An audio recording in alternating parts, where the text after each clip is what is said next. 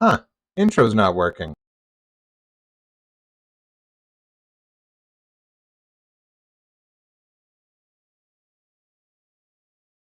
Why isn't... Oh, maybe because I moved the thing. Hold on. Yeah, let me solve that right now since we're doing stuff. Hello, everyone. Yeah, intro didn't pop up. Let me see. Chad's old... Okay, here. Wait, no, I'll just do it in the studio. That's what studio mode's all about. There we go. I think... Yeah. Preview okay, cool. That's... I barely ever use studio mode. How are we all doing today? We are gonna do some stuff. I got cleaning, I got cooking, and I've got gene repair. But first of all, let's repair this. The intro doesn't need to be on a loop. Chance. Okay, that's a problem. You see, I've set this up as like mom's primary computer. This is like an old computer I have. But when I'm streaming this stuff, I put everything in here, and uh, I attach the big modular microphone to it, so I can like walk around the entire house with a microphone strapped to me, and I can talk to you guys. The thing is, I cleared up the desktop. That's the word I'm looking for, and I shoved everything into different files. So now OBS is like, where did it all go? Stream stuff. Stream stuff. Copy. Nothing in here. Stream stuff. Nothing. Okay, so I have no video footage there. Where did it originally say it was from? Desktop, new intro best. Cool.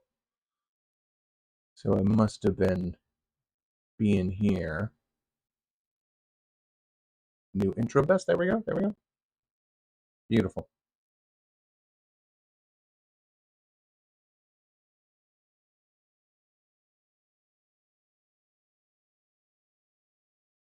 Is it playing? I hope it's still there. Hold your horses. There we go. We did it. Okay, so where were we? Something around the we were working on the thighs. This is Tendi. I did a commission of her on a date in various forms of being thin and skinny, and then sort of cartoonishly uh, huggable.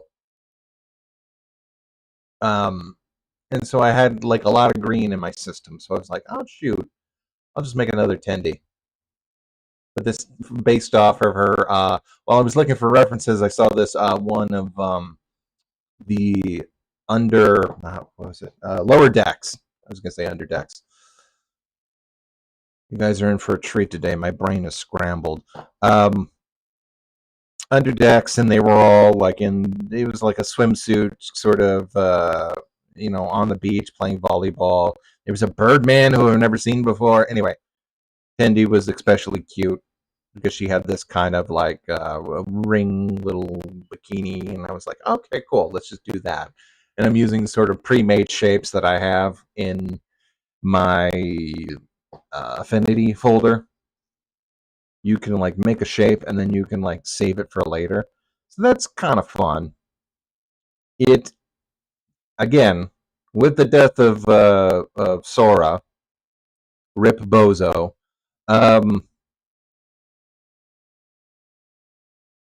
there is no such thing as a make art button, but you can facsimilate a make art Rube Goldberg machine, or just have like various like puppet parts that you can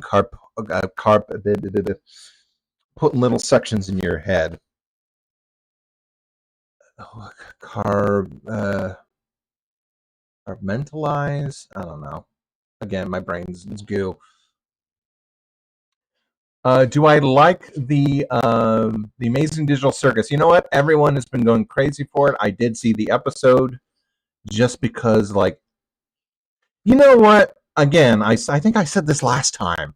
You can't just be like, in today's geopolitical climate, or even local political climate, you can't just like tweet out stuff, or pardon me, skeet out stuff. Uh, I vote for kissing the sky. Pardon me while I kiss the sky. As for like saying things like when you do stuff on blue sky, but you can't just skeet out things like "holy shit" or like "oh my god, what's going to happen now?"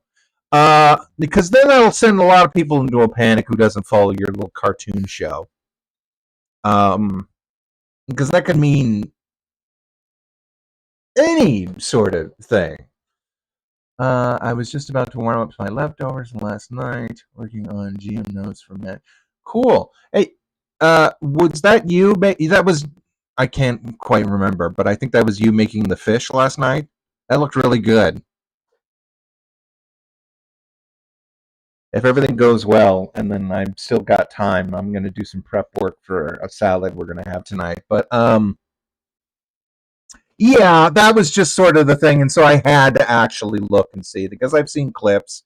I've been sort of iterated into the Amazing Digital Circus because I follow voice actors who work on the show, who I know in other capacities.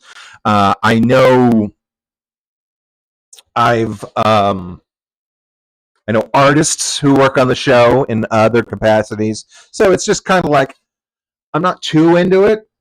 I'm not following the whole thing or even the lore, making theories. Although, isn't it interesting how Pomni, her eyes are both um, perfectly equal, and they're both red and blue in equal parts, perfectly symmetrical. Hmm. Food for thought. Hey, Tori. AI is not shutting down. Sora is, which means that there's no like Disney money there. They were, eh, as far as I can tell, they were trying to do the Amazon thing, except without, Amazon got a big leg up on sort of delivering things because it offered like cheap diapers and cheap books at a time when people needed those things. Sora tried to like say, hey, $20 a month, and you get to generate videos. Well, apparently each of those videos like took $18 and also bludgeoned a baby whale to produce those in those single videos. Um, and they were just like, I guess they were trying to be a loss leader when they were just they well, mission accomplished, but there was nothing to actually gain. Okay, anyway, I gotta focus. I need to. How the hell did I do that? I need to repair a pair of jeans, and I bought some zippers from this place called Sass. Mom goes there a couple times. Where's all my? Okay, I have all these components. I think I know what to do,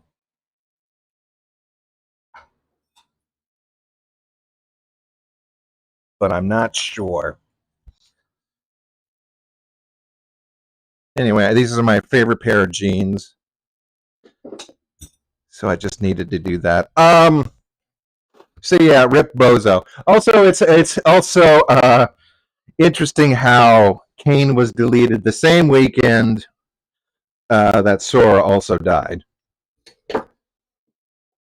Man, that goose. They really know how to play the social media game, huh?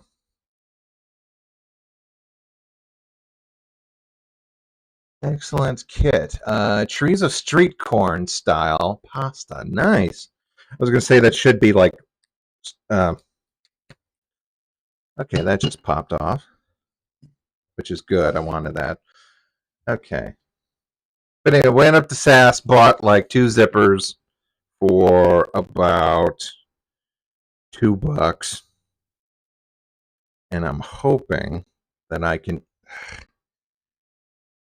Okay, so either I do one thing where I cut open the jeans, or I bend the zipper open, which I'm not. I was looking at videos. It's neat. Everything is just panels. Yeah, apparently this zipper is just like one piece of fabric. No, actually, it's a little bit more complicated than what they were talking about. So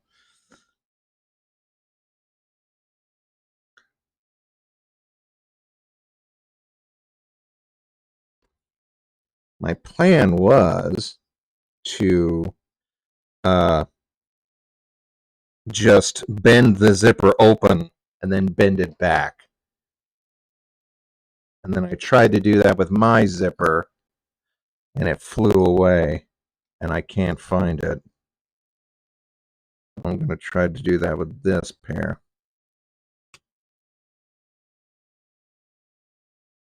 Which looks like it may actually work. Yeah, this is perfect. Okay, good. Yeah, I could just put this there. Okay, let's see if this works. That's there. Got to match this up proper. Oh, I'll just button it. What am I doing? There we go.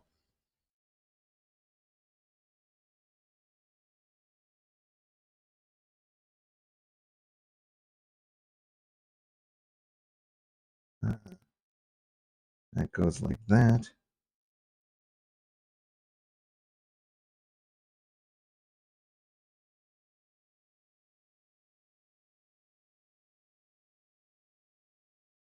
Come on, baby, just work. Just work with me.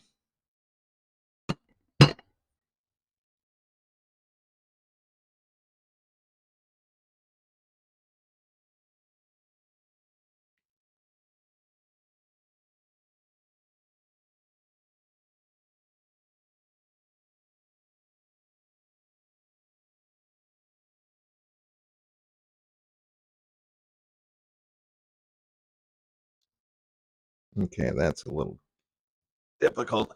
Yeah,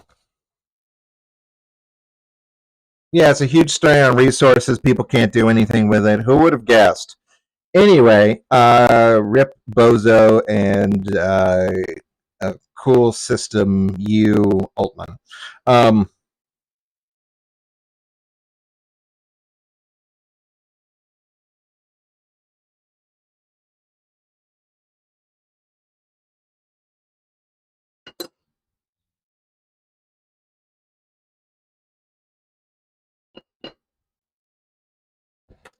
Darn it. Okay.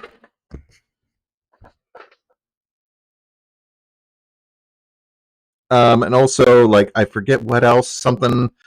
DreamWorks also released a really good movie. It looks like, especially after Pixar just showed their ass, really good movie trailer.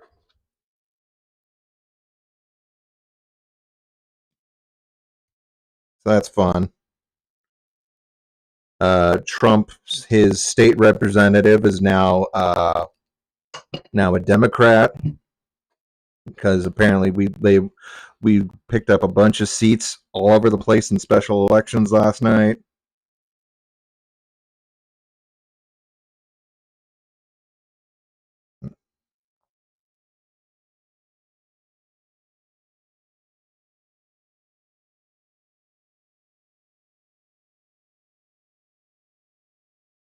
Okay. I got this. I think I got this. I think I got this by the ass. Come on. Now the microphone's right in my field of vision. Okay, come on, baby.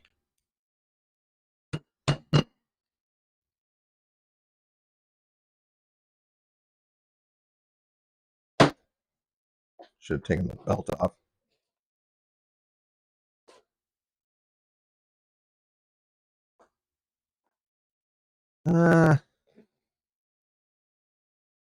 No, it's might be too big.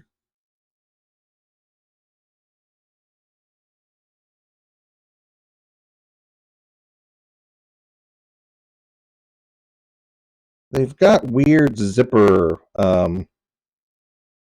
like replacement things.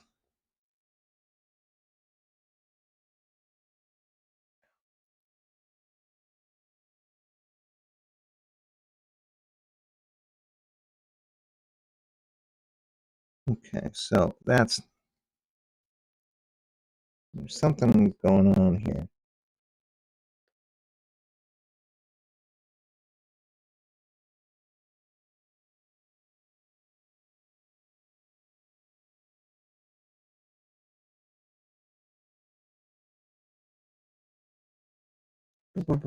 Anyway, that's fun.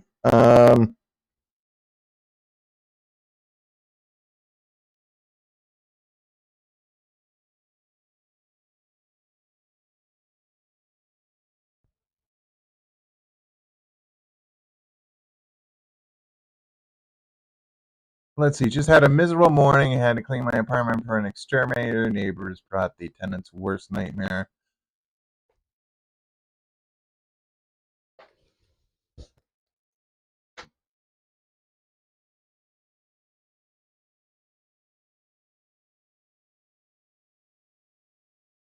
My voice is crackly. Let me see what I can do with that.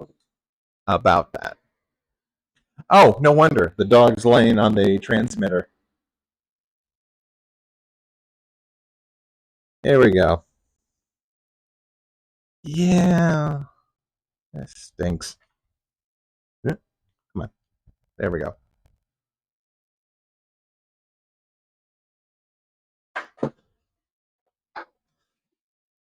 Okay, so that's bust.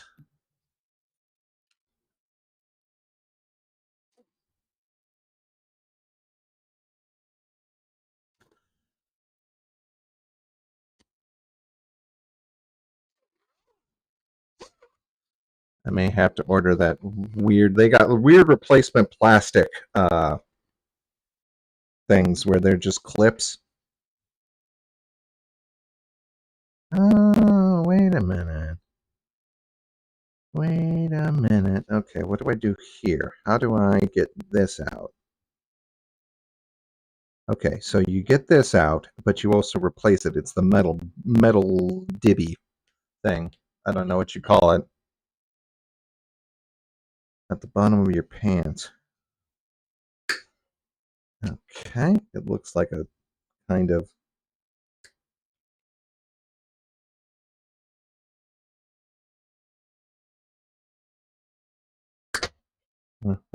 good. Yay. Okay. So I did that. Then it looks like maybe you can replace this. Message on DA. I haven't been on DA in a while. I'll get on there.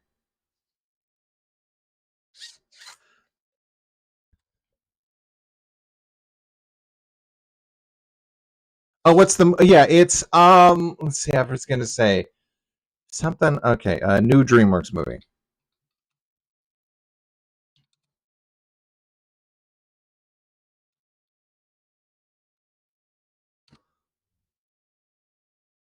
Forgotten Island is what it's called. And it's going to it looks great. It's big 90s, 80s. It's about two kids growing up, one kid moving away. Possible LGBT undertones, which may end up being overtones. Hopefully, that would really stick it to the. Okay, upcoming movies they got for Coco Melon the movie. What the hell, dude? We were just giving you the win.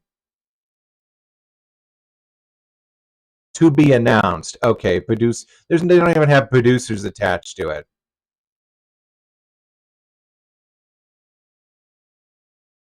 Well, okay, well, it's under Universal Pictures. We'll distribute a Cocomelon movie. It will be produced by. You know what? If they actually stick to their guns and it's just a bunch of nonsense songs for an hour and uh, basically like much better animated, like the YouTube compilations, and they just stick to their guns and just make it like that, then actually that would be like I would get super respectful of that.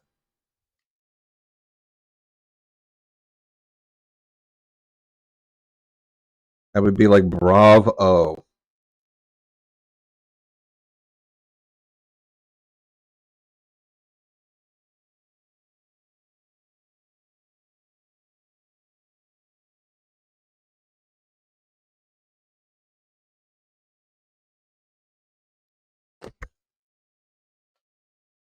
Okay, come on, you little shit.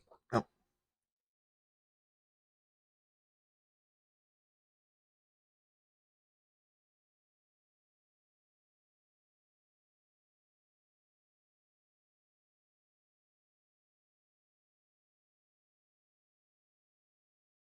But anyway, let me look it up. Forgotten Island. The premise is Joe and Risha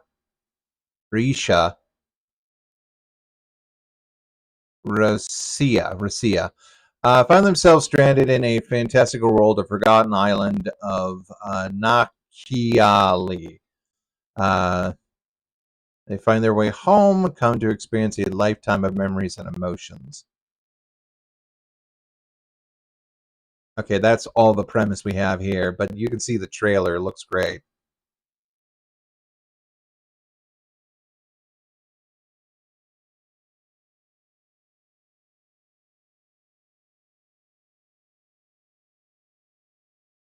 Oh, good.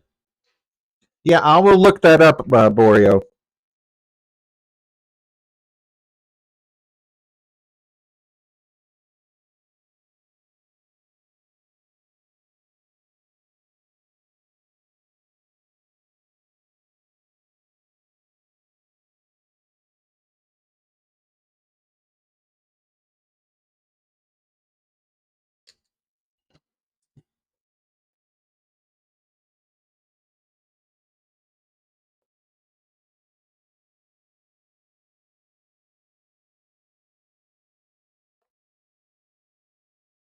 Come on. Okay, here. Just look this up a little bit.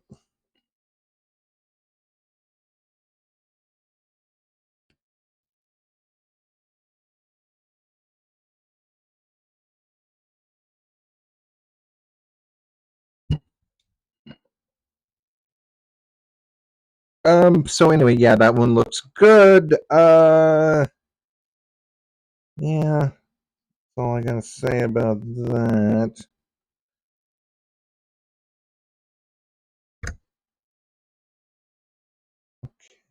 Just get in there. Yeah, yeah. Okay, cool. It's in there. One half is anyway.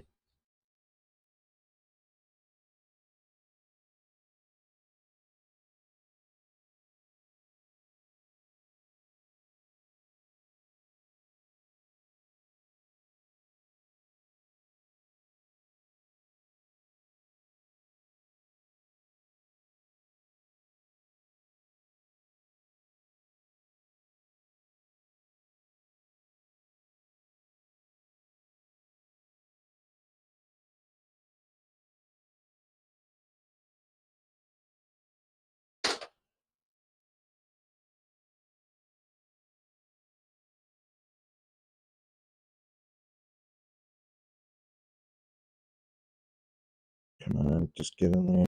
Get in there. Get in there, you crazy whore. Mm.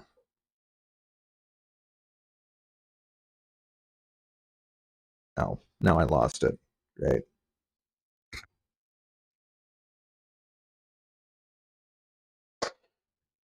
Okay. Oh, okay.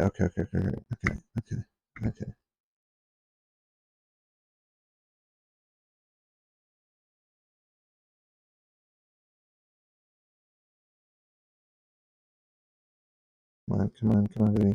Come on. Damn it. Okay.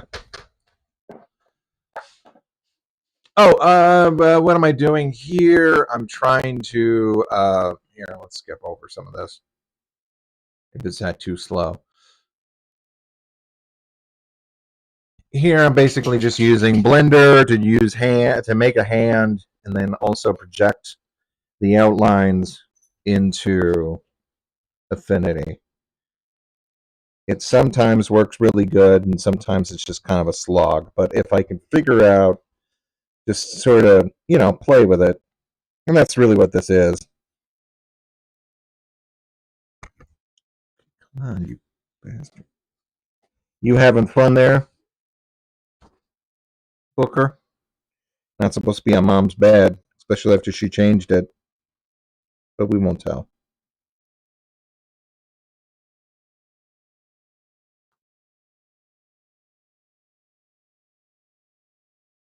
We won't say a thing.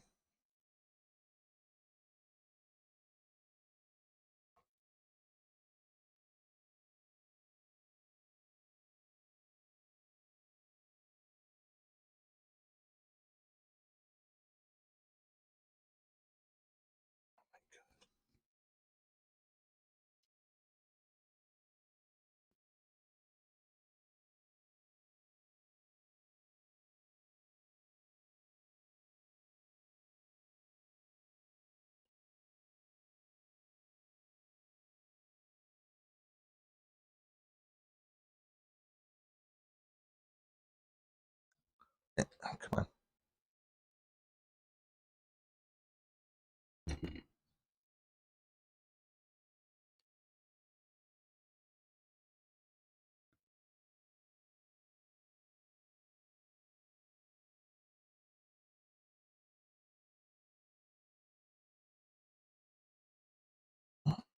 Oh, my thumbs are cramping up. This is horrible.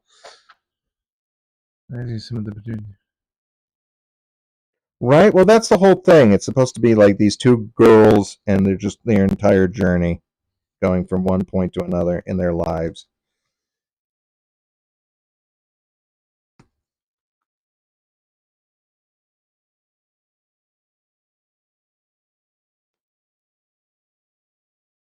I know what I'll do. Let's try this.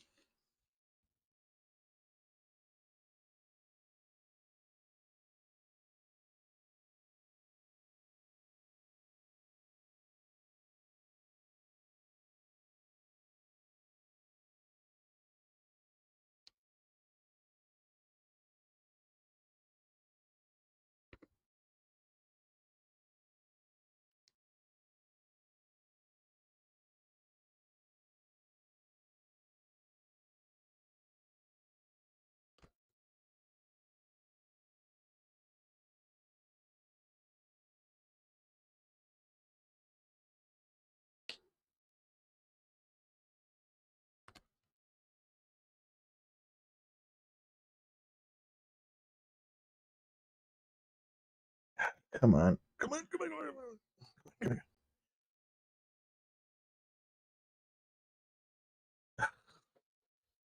There's got to be a better way to repair this shit.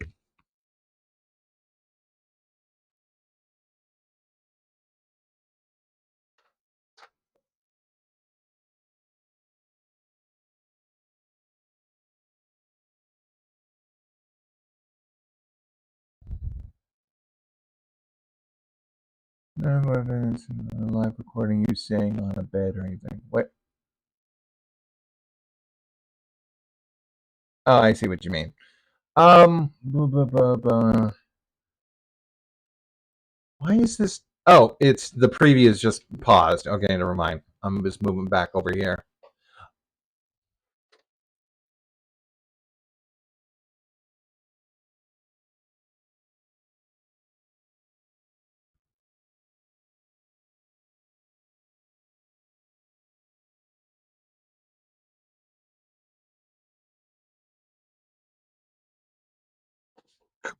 Get in there, you. There we go. There's one.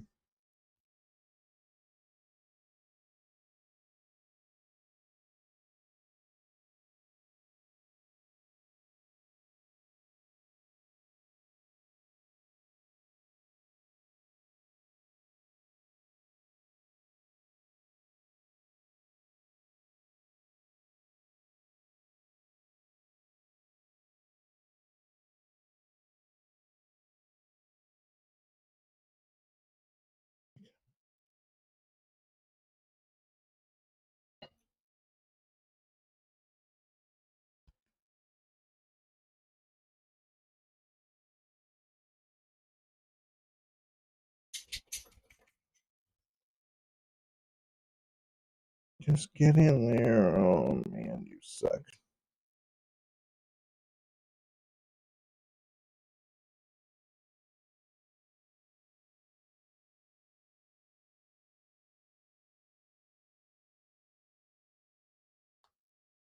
Hmm. What is it? What's the holdup? What do you? What's?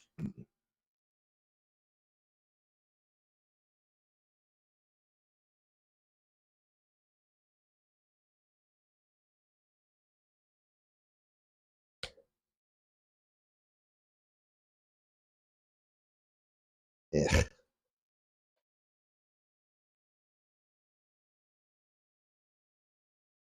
Hey, down 1,000. Okay, so long story short, this technique I use where I use the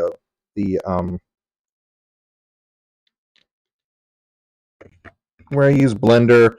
I could, and I have just taken photos and then redrawn over it. Um, yeah, yeah, yeah. Okay, cool. All right, I got the zipper on. It's inside out, and it doesn't work. Okay, here. Let's try this.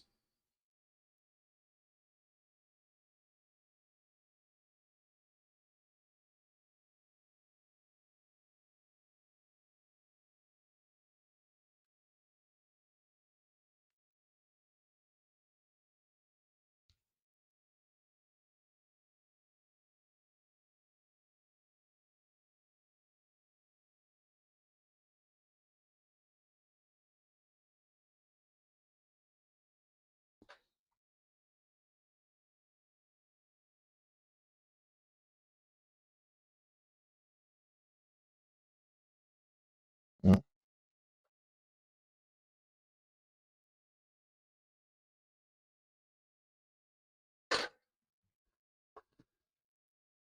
yeah, I'm taking the belt off.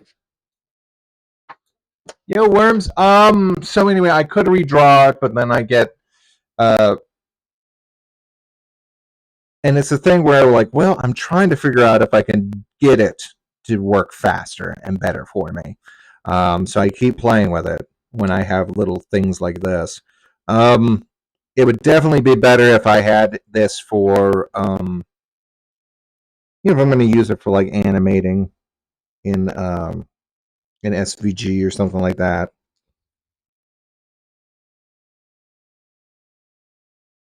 Keep it where you can manipulate the fingers and everything.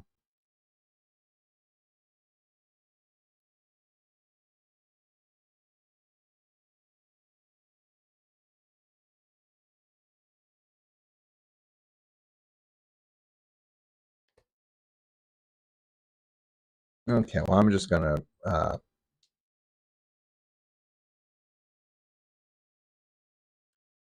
order some of those plastic ones, or the ones that you can use to repair things with.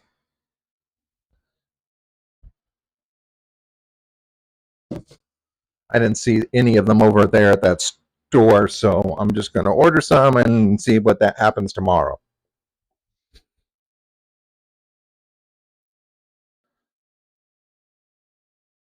Now I should get a little crackly, so hold on.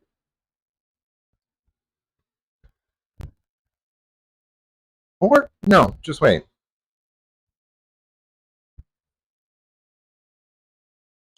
This should be long enough.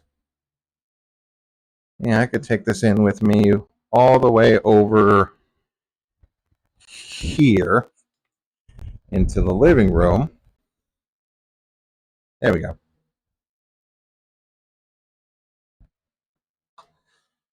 Okay, yeah, let's just bite the bullet and order some of these weird little things. Come on.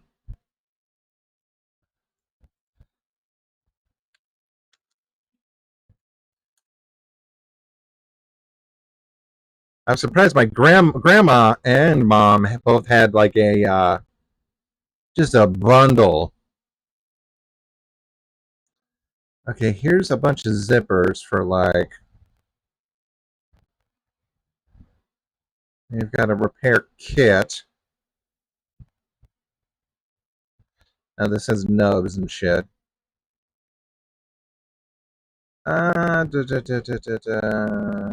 Three different sizes of zipper. Okay.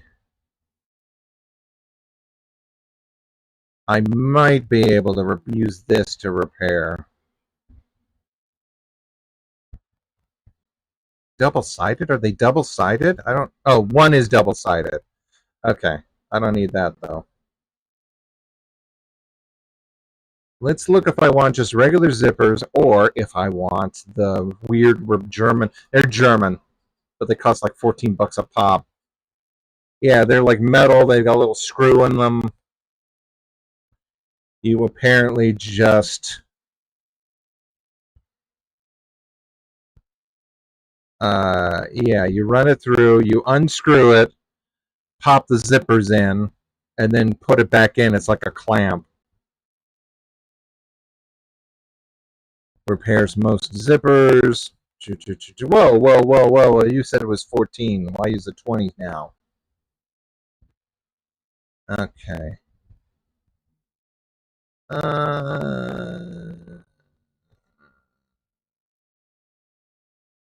Here's the plastic version.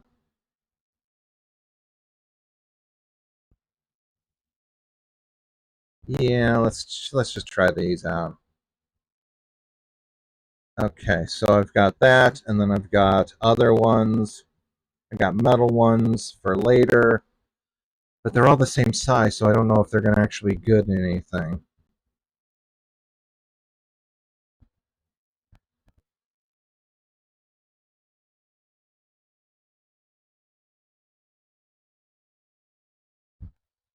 Yeah, this is just for emergencies, so I'll just take the weird plastic ones. Is that right?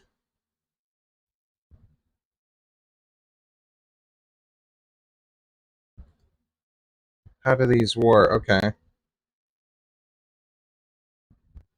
Unscrew the top, insert the zipper on both sides, screw the top back on, and then it restores the zipper.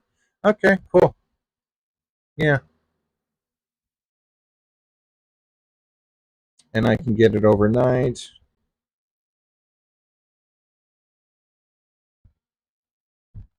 Yeah, good. There we go.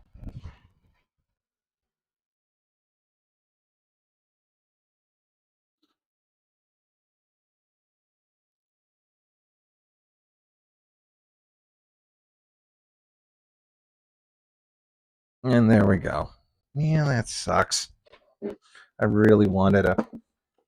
Yeah, but they're plastics. That means I can't like wash them. And then until I figure out like a proper way to, like an actual proper sit down method of like figuring out. It looks like you can. I don't know. Yeah, no, these are sewn into the actual jeans. This is not like something you can. I was watching some YouTube videos, and they were doing a pretty good job of taking out a zipper and then replacing them.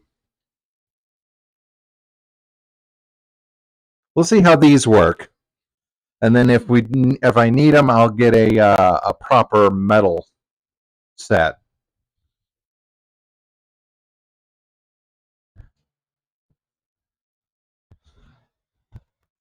There we go.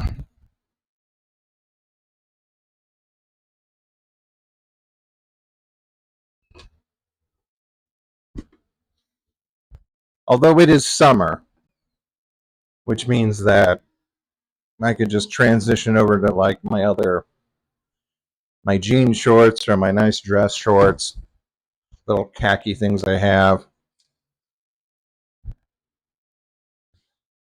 I hate it when but then again, I don't have the resources for it. Disney Plus, yeah, we've discussed that. We've said that bozo. Mm-hmm.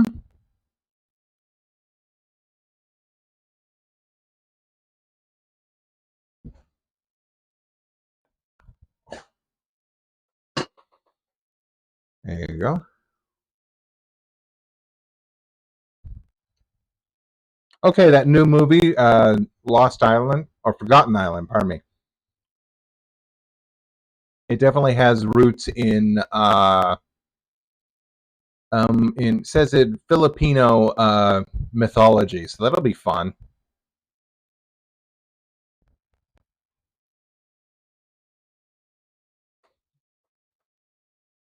Like the nerve of Peter Doc or whatever his from Pixar saying like, well, we don't do therapy movies. I mean, your first movie was about whiny middle-aged people, old white men who were whining about being replaced. And you made it again with Cars 3. Like, that was your first movie. Like, Toy Story. That's what it is. Like, oh no.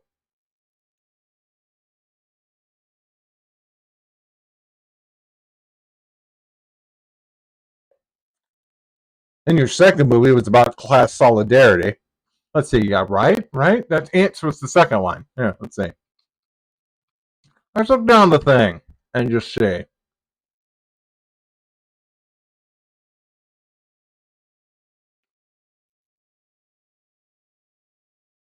Ba ba ba ba ba ba. Franchises screw you. Inside Out. Wait, no. No, that's their highest grossing movies. Which Inside Out too.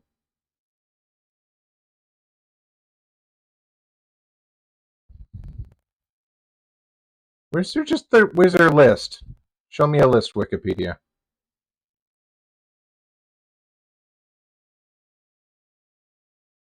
Okay, you got Toy Story. Yep, uh-huh.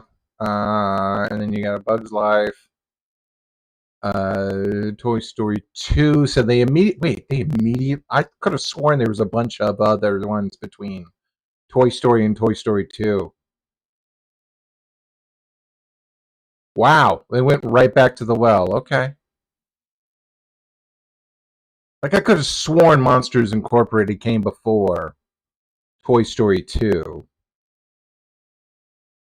Like I'm misremembering this because I was like, oh, they totally had like other things shoved in there, like the Monsters Incorporated. I thought that came before Toy Story 2. Finding Nemo, I thought that came before Toy Story 2. Uh, Incredibles, I can buy, but like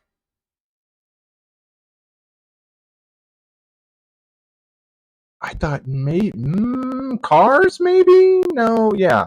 I thought there was a lot between Toy Story and Toy Story 2. Okay, that's a trip.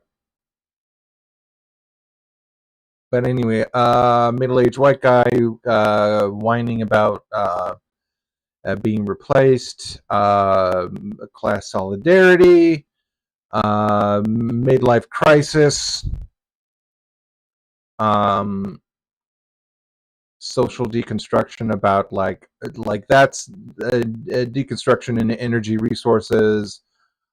Just a dad trying to find his son. That's what Finding Nemo is. I can't really.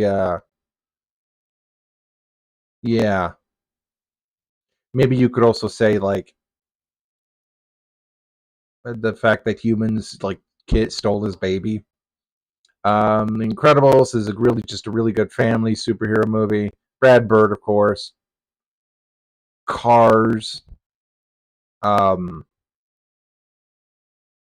that's about a guy like really like coming to terms like what's really important in his life. Ratatouille.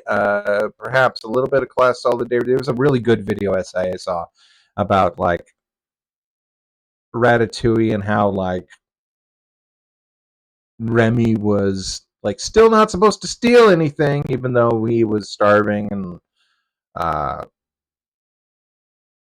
it's just a really like. And then of course you have Wall-E, which is like the preachiest of like, hey, not even preachy, just like absolutely looking squarely at the reality of the situation when it comes to commerce.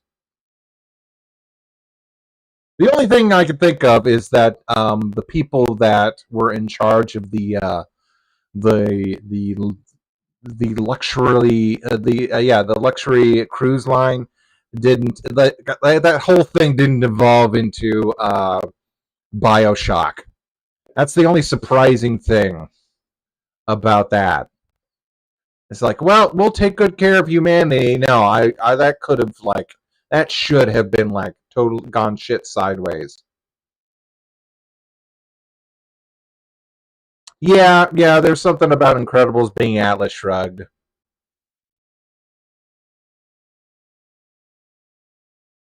I'm not 100% sure Brad Bird had that in mind. That seems like it would be more. Oh, what's his face? Again, there's a good video essay about the Scott Grimes.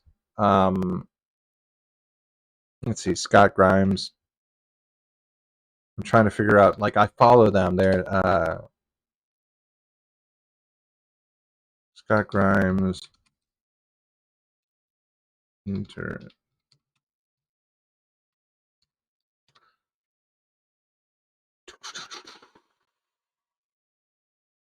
Simpsons.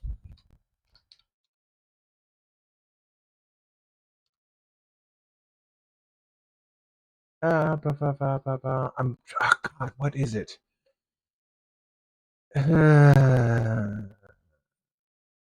Um, Frank Grimes. Pardon me. Scott Grimes is an actor.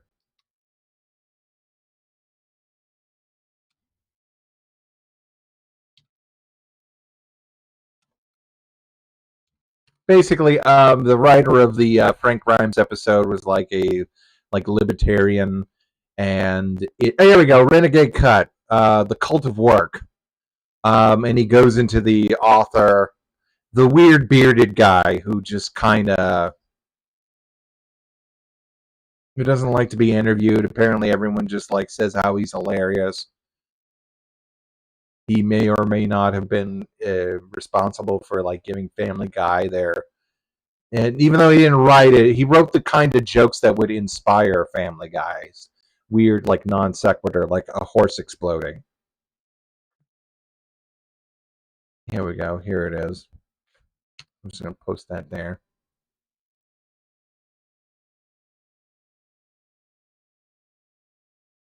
I'm trying to like, who's the writer? Let me just look. He'll say it early on.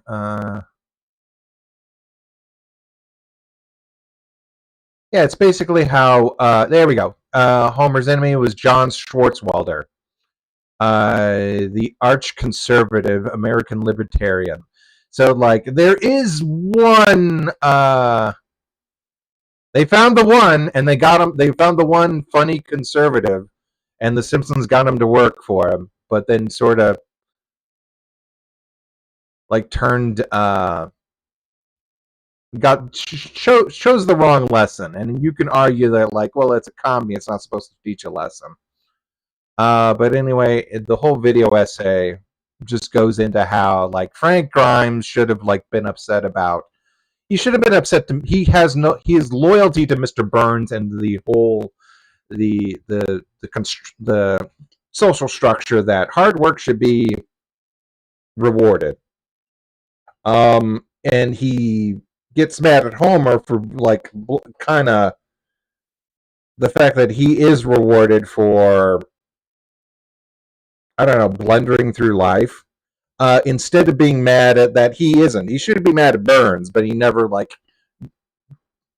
shifts his ire towards the one person responsible for like making his life bad, or his parents, or just And there's Ben Shapiro in the video essay.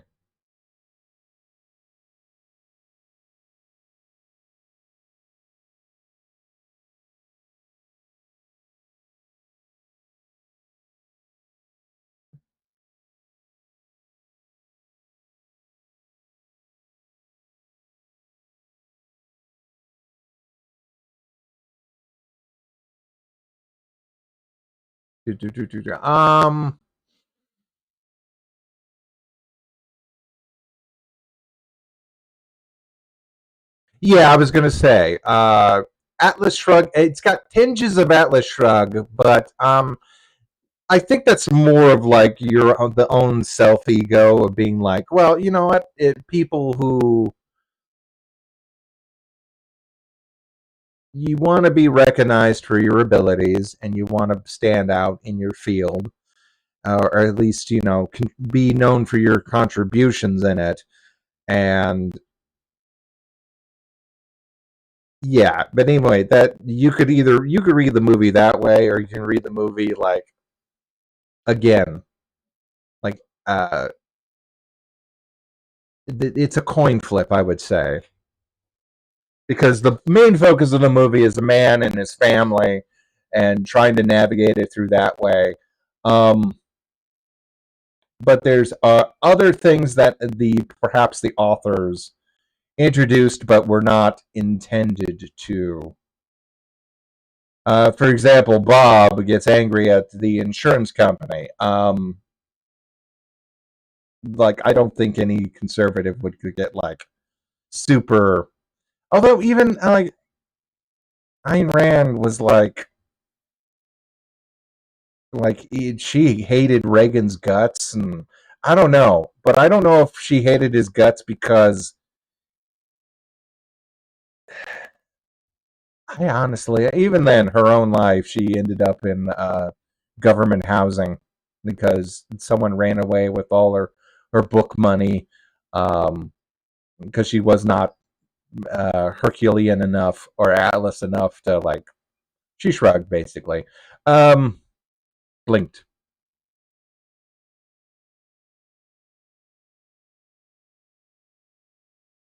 But anyway, that's a good video essay, which again is weird. You have A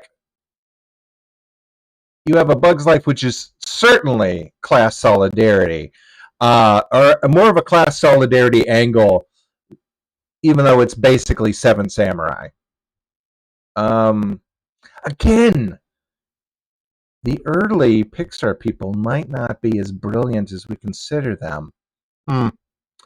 Cars 2 was a shit show. Toy Story 3, everyone cried, even though I don't.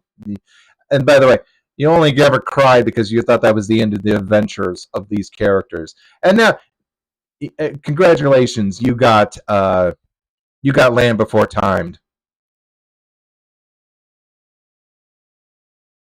Um, I actually did that. I was like super sad at the end of Land Before Time, but then again, I was like 4 years old, and I was like, "Oh no, I'm never going to see these characters again." They finally made it to the valley, but and then the movie ends. Uh, and I had like apps. You know how you had like Pandora depression, except I was like a little kid, and I think that was sort of like not appropriate but understandable. Like when you have like a post movie depression, like, oh no, I'm never going to see these kids again, these characters again. These are my friends, and then then they just there's millions of them. There was a TV series, and I could give a rat's ass. Monsters University again. There's another great video essay about how from Mike Waskowski, not so like considering like Mike's ability to not be able to actually scare people but know the absolute theory of it. There is a video essay they've used it from a disabled lens, which is actually quite good. Brave, that was just screwed up from the very beginning because Brenda Chapman, they like really screwed her over. Inside Out, that's just Herman's head. I really don't care for that one. I don't know how that one blew up, other than the Tumblr culture of like, oh, characters and their shapes and colors. The Good Dinosaur is fine. I like how they literally like address the premise in the trailer. It's like, oh well, nope. Dinosaurs evolved a little bit more, and then all of a sudden, these little rat things, these little rat monkeys, show up. Finding Dory, never saw it. Cars 3, never saw it. Coco, love it. That's the thing that I was like, oh, geez, okay, Pixar might be back. And then Incredibles 2. Okay, Pixar might be dead. Cars, Toy Story 4, Pixar definitely might be dead. Onward, it's in the ground. Like, Soul, maybe? Maybe, yeah. Yeah, there's a lot working on here. Again, over like a lot of themes to juggle, but it works pretty good. And the sort of sticks the ending with like, hey man, no one knows where we're going. Luca was just a delight. I love it. People tend to stick in Soul, Luca, and Turning Red as the sort of like woke Pixar string that happened. Um, because this was in like this was like Luca 1920s, 1940s Italy. And that was before Italians were white people. Um, Elemental was a visual treat, like literally from a character animation like viewpoint, like being able to like animate the effects based. This is animating the effects. This is a huge, just experimental movie. Again, some concepts get lost through the crack, but it really resonated with uh, a lot of like South Asian audiences, which like really why it became like a sneaker, not sneaker, a uh, a sleeper hit. Inside Out 2, don't give a crap. Ello, again, just totally screwed from the very beginning. Um, and that's when Peter, what's his face, was like, "Oh, we're not making therapy here." And then they released Hopper, a half-baked environmental, where humans are kind of good. They got to be good. And then you got Jerry. It's Pixar's version of a Rick and Morty episode.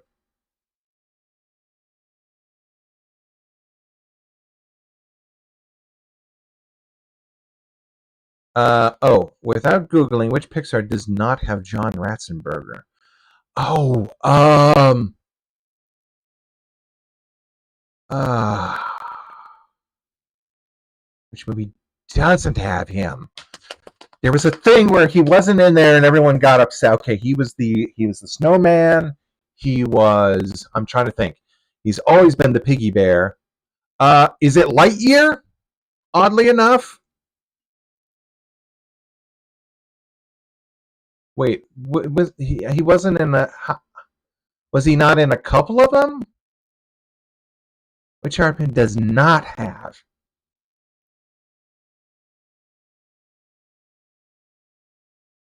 I'm trying to think. I never saw Lightyear. I mean, not all the way through. I saw the stupid twist.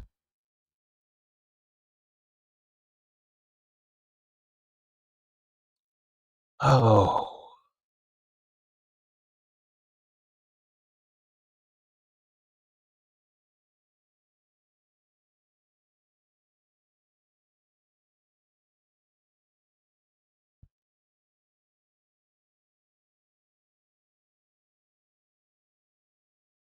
Uh, which one was he not in?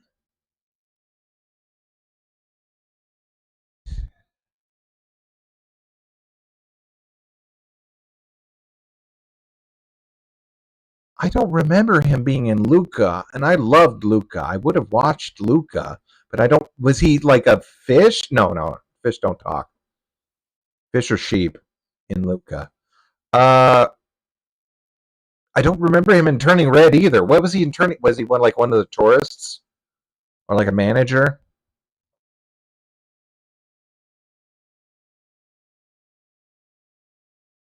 Was he in Ratatouille?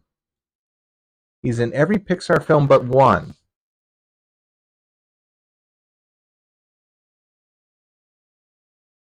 Okay, which one is it? I give up. Now I'm going to Google it. Now I will Google it. I'm not cheating. I'm just oh, I'm done.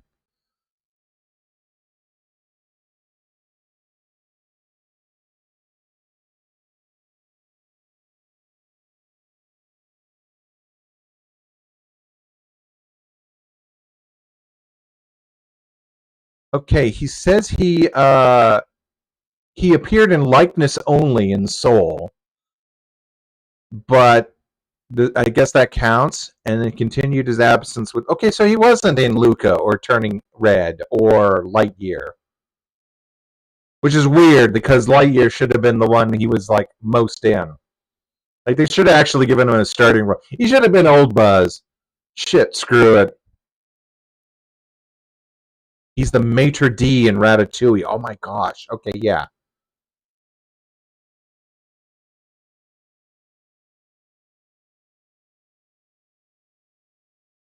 Okay, but anyway, there's well, let's just look.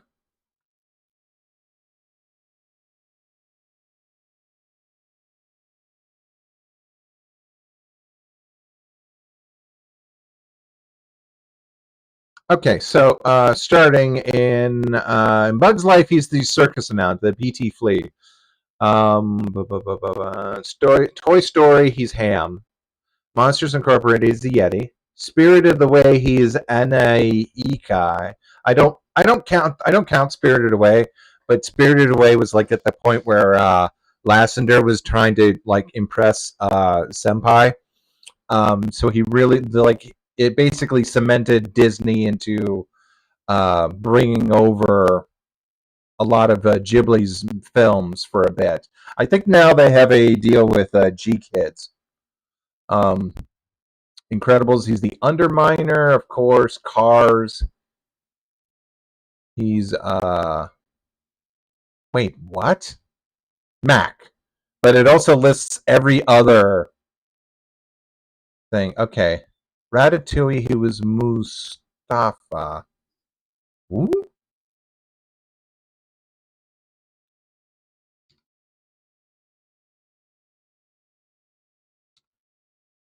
Okay, right.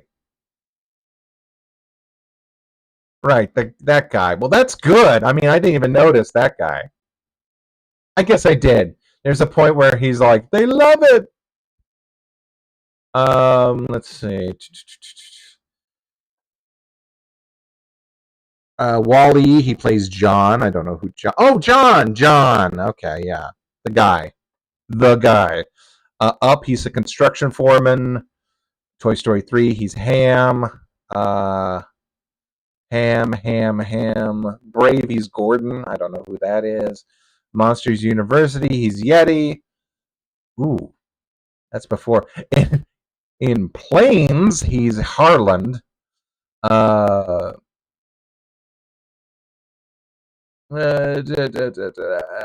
Planes, Fire and Rescue, he's Brody. Inside Out, he's Fritz. Who's Fritz? Fritz. Okay, yeah. The Good Dinosaur, he's Earl. He's the crab in Finding Dory. Cars 3, he's Mac, of course. In Coco, he's Juan or to. Oh, he's the teeth guy, I guess.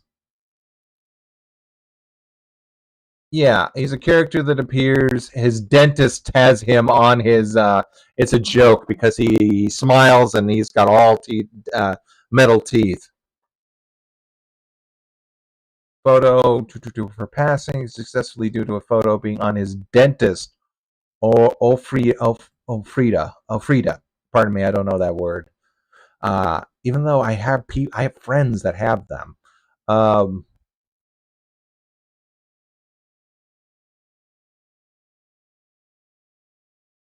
I know he probably like helped shifting gears. I don't know what that is. Underminer 2. Lucky's Rudy, whoever that is. Uh, Toy Story 5. Okay, so now he wasn't in Luca. It looks like he wasn't in Soul, or he was like a voice. Not a voice, but like they put his likeness in there. He was in. Oh no, he's a construction worker. Rudy is in Luck. Remember Apple TV? What's his face? When he was briefly kicked out. Not Katzenberg.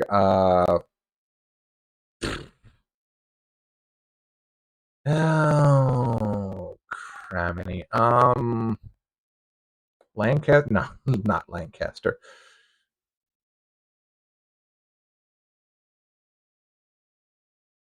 Hold your horses. Lassender, there we go. I just said his name a few seconds ago. I was like, Lassender was trying to impress Senpai.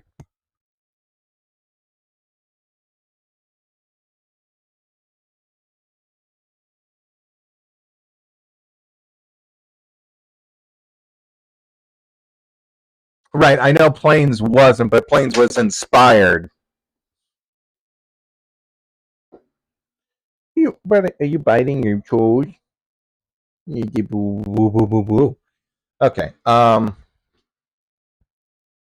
Let's see. So I absolutely failed to fix my pants. Let's go through.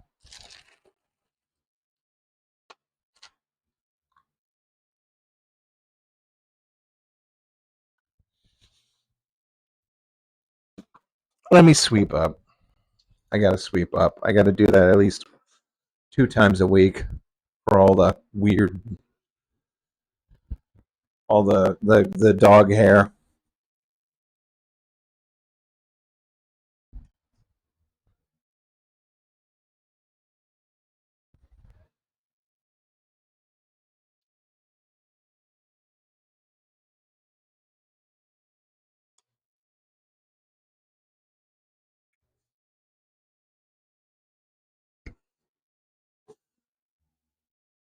Oh, that's right. We got. I was gonna say, but how did we get on Pixar? We got on it because DreamWorks is one-upping them.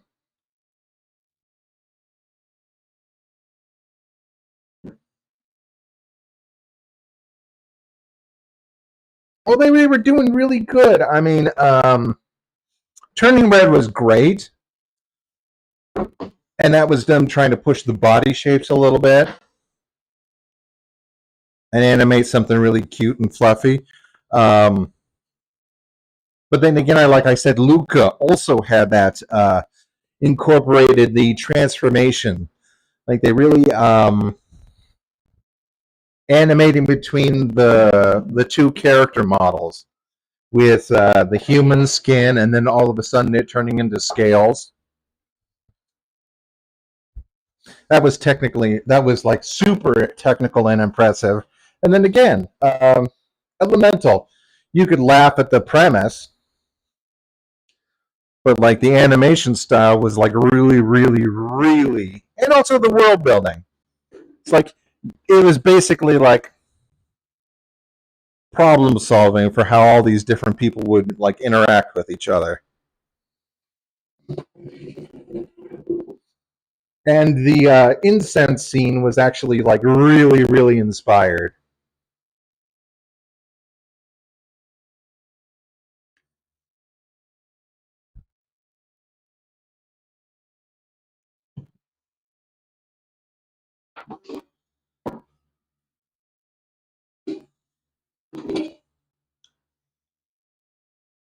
This is gonna suck, but I gotta turn off all the fans.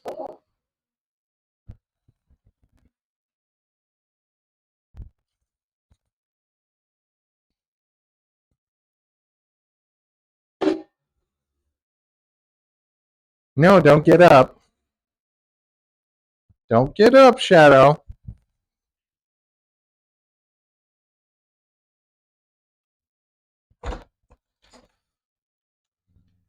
You've worked so hard.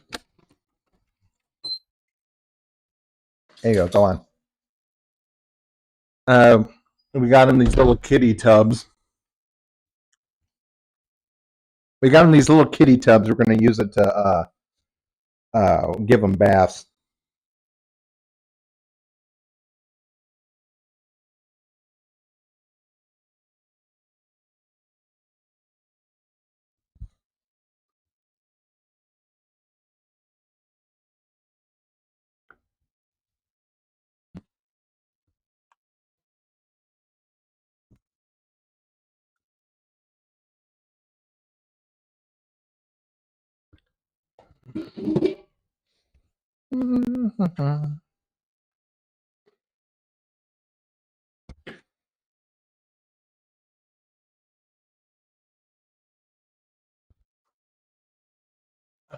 Jeez, it just get so dusty in here.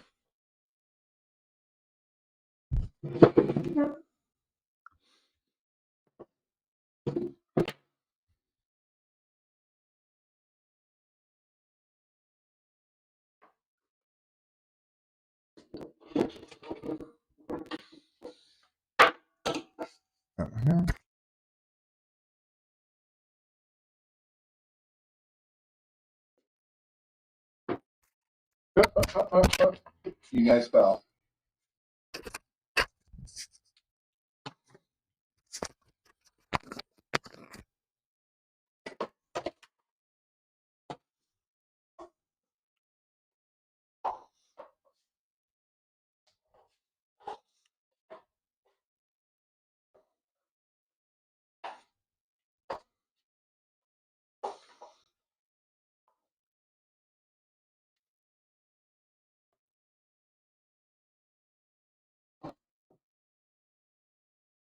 KPDH.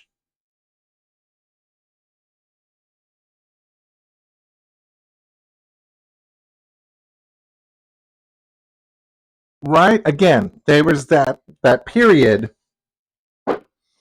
of Soul, which I thought was okay. I mean, it was like there was a lot of like really poignant points. I thought it got a little bit. I thought there was a couple too many moving parts with like explaining how the both, I guess, let's just call it the astral plane because it is simultaneously both the before life, afterlife, and before life, which brings up all sorts of like cosmic connotations. I thought there was just about a bunch of little moving pieces there, but then it really nailed it with the ending, with going over and Joe walking out, not knowing what's going to happen. And you know, I also thought it was like real shitty at the moment where, like, Joe's going through his hall of memories, and he's like going through and seeing himself sit there alone or doing his laundry or stuff like that. And I thought that was like, that's really shitty. Like everyone has their moments. Why the hell is he getting the what parts where he's just doing his laundry? Like the other people never did that. Like did they show Einstein that time he like flunked out of school, or did they show him the part where he like abandoned his wife and left him with like his wife with 2 kids? And before that, did it show him using his wife's work in order to like do all the footwork for all his scientific breakthroughs? Einstein was both a genius and a piece of shit, which is pretty much like, I don't know, the par for the course for everybody. Actually, no, he was an exception in the fact that he was a genius. But he did a lot of shitty things too, kind of like how Dr. Seuss pulled a Gingrich on his wife.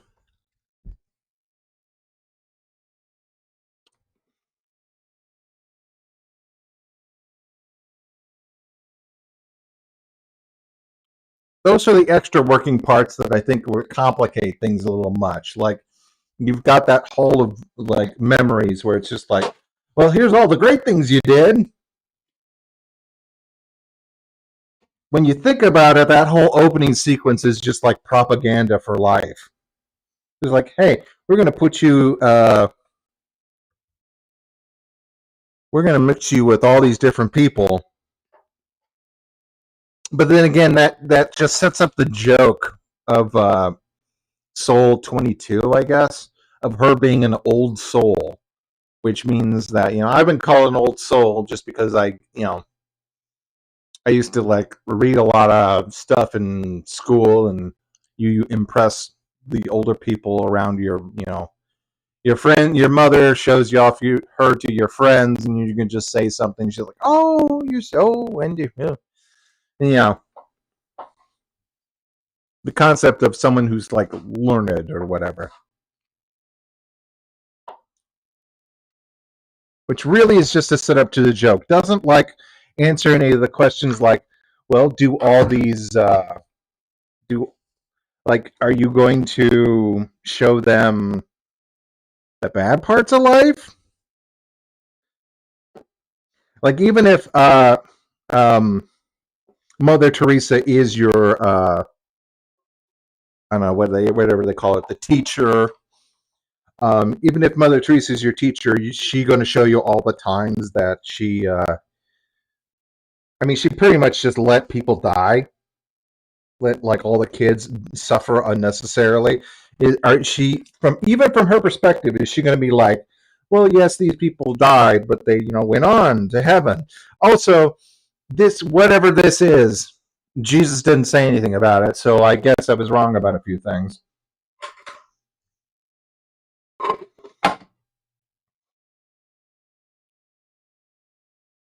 It just seems with Soul, they bit off a little bit more than they could chew, and didn't maintain the.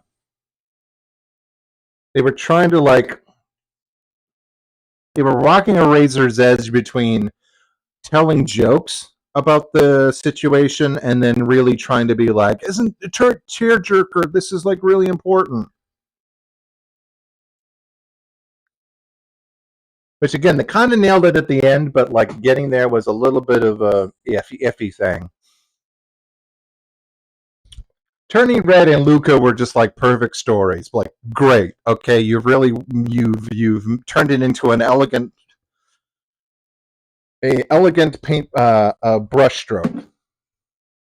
With Luca meets someone new, this new person introduces him to like society as a larger humans, their stuff, motorbikes, of course.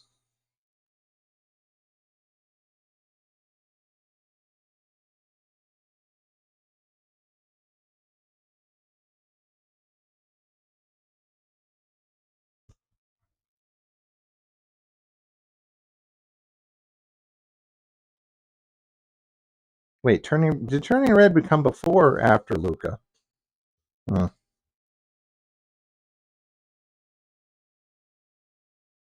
Either way, where are we? Oh yes, yeah, we're almost done.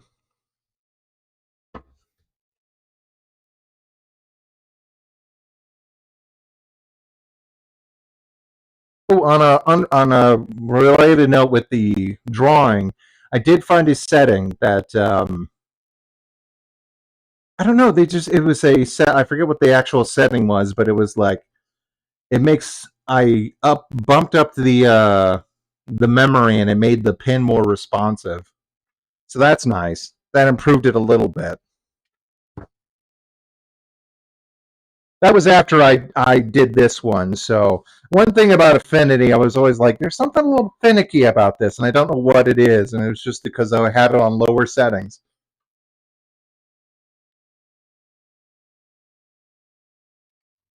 Affinity still is finicky, and I don't know if they're going to improve that. Affinity 2, pardon me, because now they have this. They just have an app that they put out because I guess that's their business model.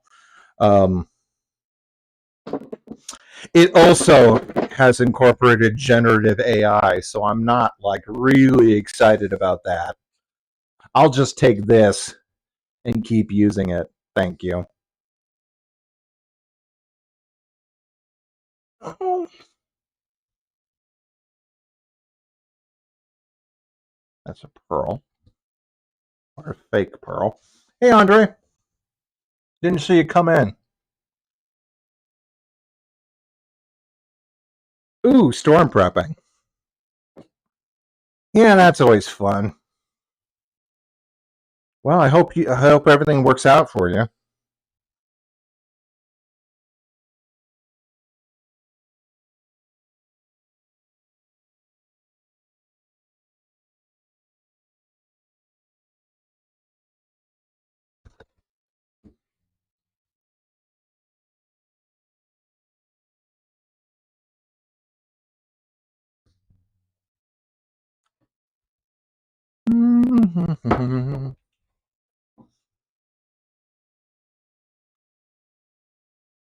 Like, you'll see me. I have a Frankie drawing that I'm putting the final touches on. I mean, you're not seeing it now, but you will see it in like maybe a couple days.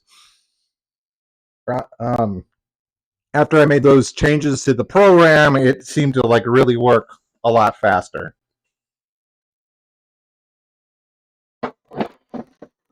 But anyway, there's some foibles that I can't quite figure out. There's sometimes I get something halfway done and it's supposed to react a certain way and it doesn't.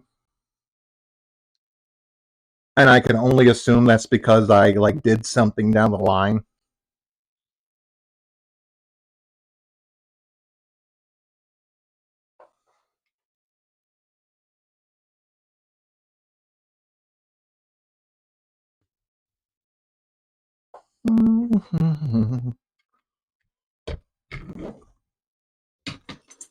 Oh, what's causing it? Okay, there we go.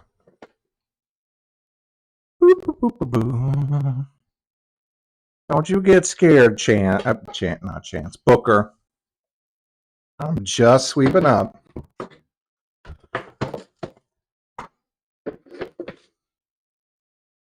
Let's see, I think I swept in here. And then I see more dirt.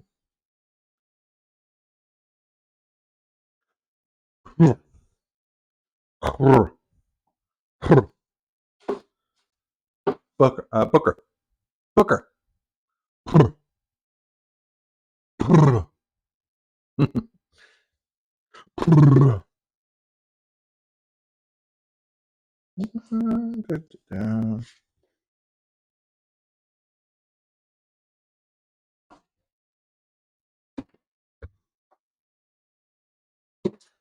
Yeah, I'll sweep up. I think I'm getting a system going where I sweep up on Wednesday and then sweep and mop on Sunday. That way it'll just stay clean. I'm really trying to help Mom. She's having problems with her knees, but then again, I think she needs those shots that she gets. That, and she just lost a very good friend of hers. One of her boys, one of her clients' fathers that they formed a relationship with. Not a like a long relationship, but Mom's always just really sweet when it taking care of older people. His name was Pops. He's like 97. At the end of his life, he was, and towards the end of his life, like the last 3 years, he had these horrible cataracts. Was basically blind. She told me to find some stuff online, and we did. We spent a whole shopping spree getting him some tactile toys, like one of those little squishy balls and some Play-Doh and not a Rubik's Cube, other things to very tactile things occupy his hands, keep him busy and calm. Oh.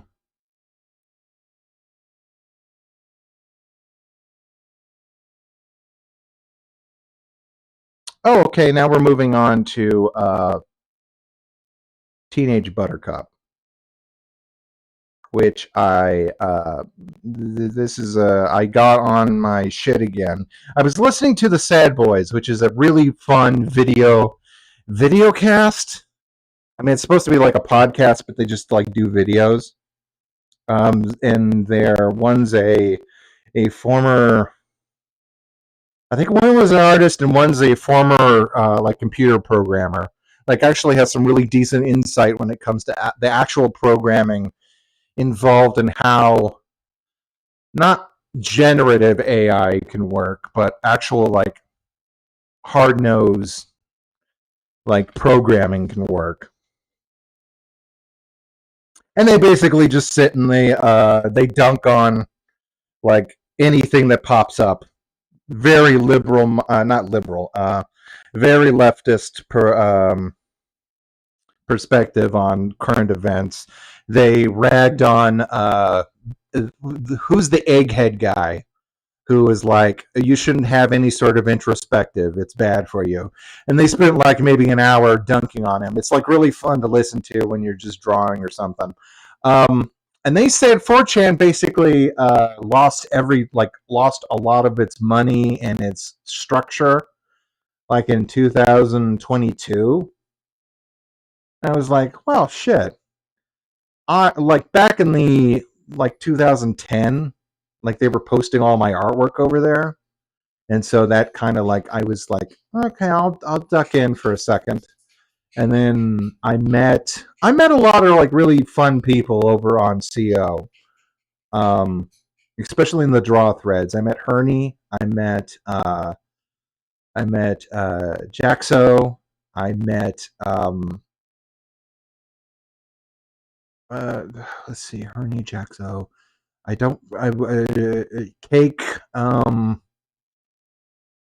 Big Daddy,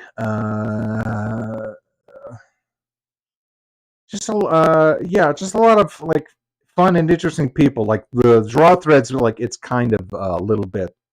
It's kind of a graveyard over there now. There's one person that's like really trying his best to like keep that place lively. And so I ducked in. I was back on my shit. It was like an alcoholic that hadn't been like, well, I got my 20-year chip.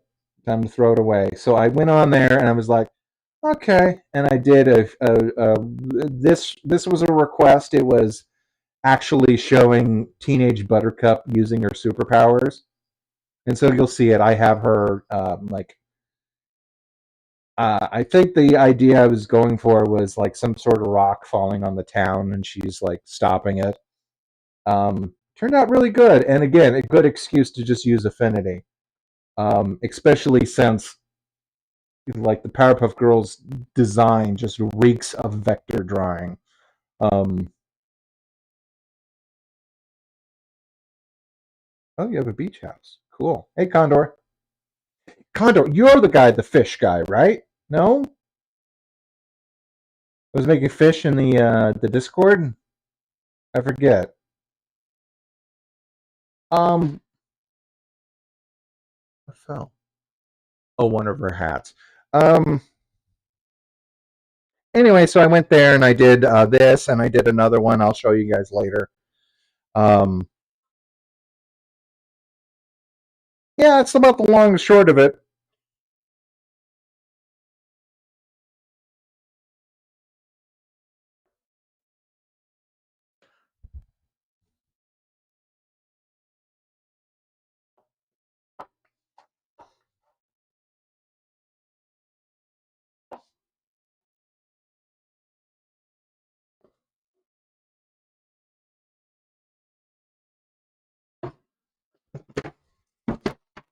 Okay, I swept in here. How many other rooms do I have? Maybe in here.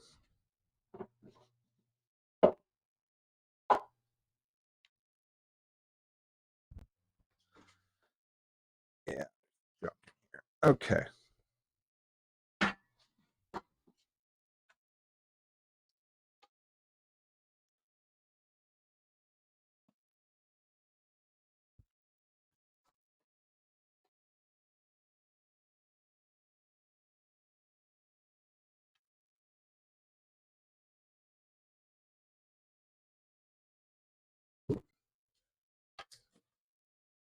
Yeah, this dog sheds like crazy. He's basically a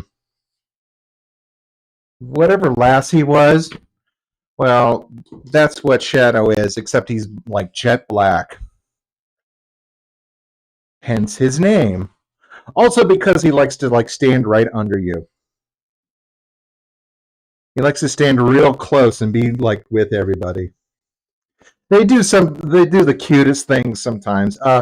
They wake me up at like 4 o'clock in the morning because they want to be let out. And Shadow will either get right next to your face and sit there until you realize that something is super close to your face.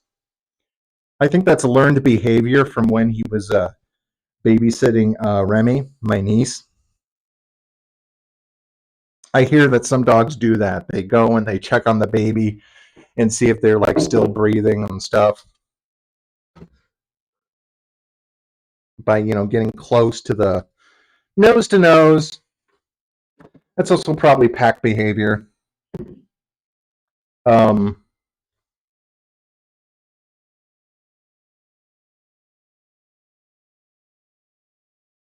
or Booker, who now Booker is handsy.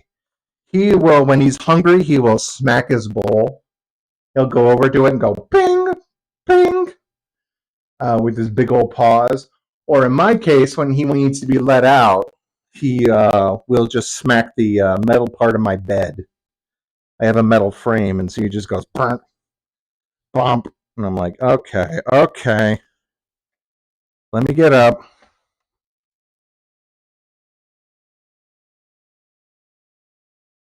But they really like it if there's a bunch of people in the house. They really like it when everyone's in the same room, so they can like take assessment of everything. Like if mom's in the front and mom's like watching TV in the living room and I'm in my bedroom, they will lay straight in the middle of the hallway.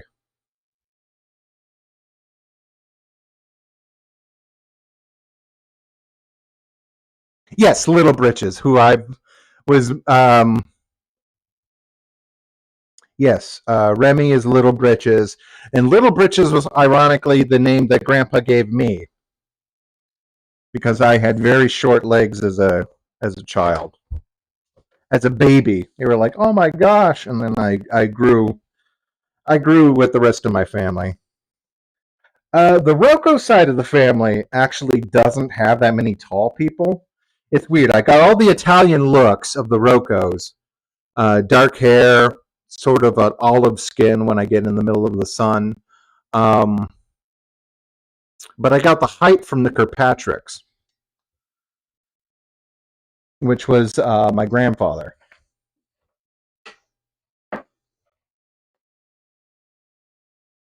Or actually, no, I think the height came from the Mincendix, which was grandma's side of the family. I don't remember. Yeah, because Uncle Mike is tall, and he's a Kirkpatrick, but I think he got that from the Mincendix because Grandpa wasn't too tall. That might be the height might be a Mincendix trait. I'm 6'2". Mom used to be like 6'2". She's shrunk a little bit, like they do. Um, Uncle Mike, at his tallest when he was younger, he was like 6'6", which is why he did drywall for a living because he could just like lift his hands up and touch the ceiling of most places, and then easily apply, uh, you know, all the work he needed to do. Yeah, the height might be a Mincendix trait. Anyway, but and then Blake, poor guy, he got the blonde hair, green bluish eyes, and he's a Navy man, but his skin burns super easy.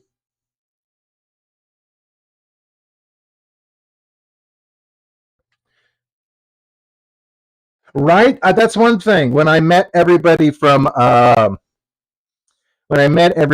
during to boldly flee, I think that impressed everybody a little bit because they were like, "Oh shit!" You never know how tall someone is because you never like get a good gauge of like. Unless you're in the room with them, you don't know what the reference point for anything is. Unless even if you like sit next to a ruler, you don't know how like far away from the ruler you are. Like you can kind of look at action figures and you could be like, wow, that guy's really big, but then it's just forced perspective or like the trick of the camera.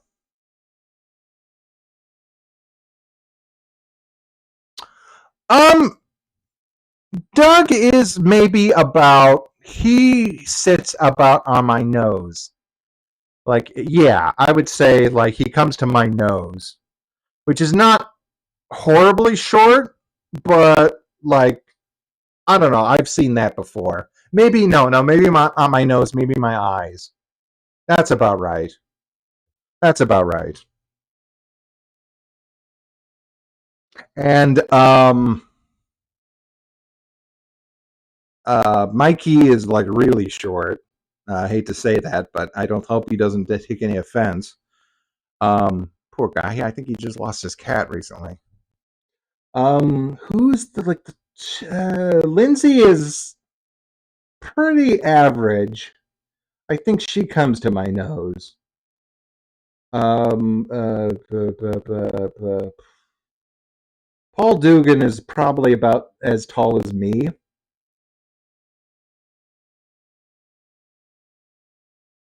5'11". He might be just plain. Yeah, that might be about right.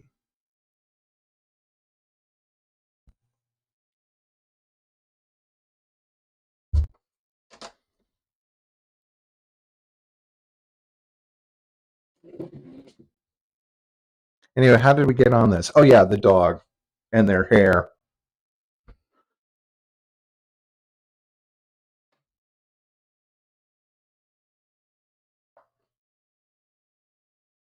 Oh no, I said you were asking me who Little Britches was. And I said I gave her my nickname for Grandpa gave me. Although that nickname I've given it to a couple people before. Let's see. Danica had it when she was that would be my second cousin, but who was like a niece to me. And then the twin. No, I never called the twins the Little Britches because they were the twins. Which is weird because twins don't run in our family, so it's just a thing. Maybe that was on Pat's side of the family. Pat is my cousin-in-law.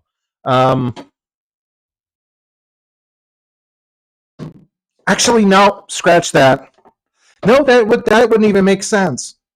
That wouldn't even make sense because my dad and my uncle are twins, but that wouldn't affect my cousin in any way.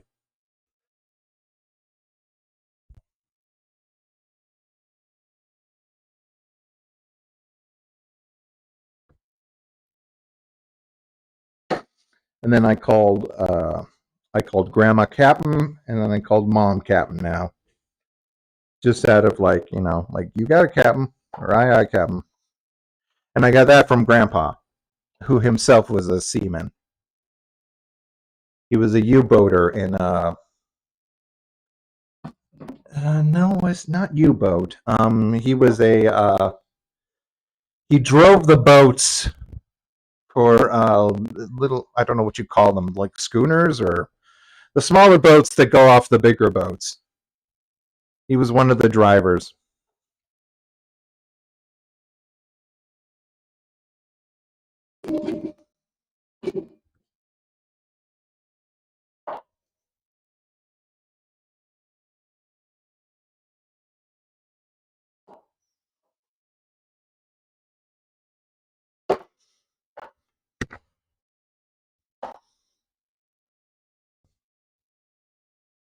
Did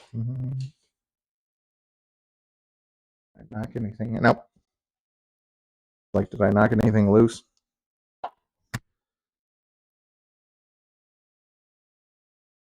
No, you're good. You're good. Just sit there. I'm talking to Booker now. Oh. No, we're not going outside. I'm just sweeping.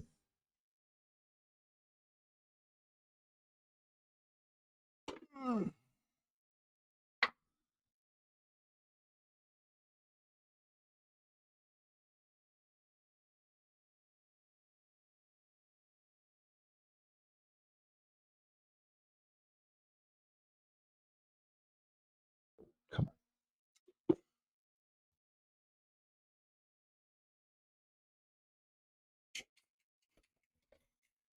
on. Yeah, shake off more fur.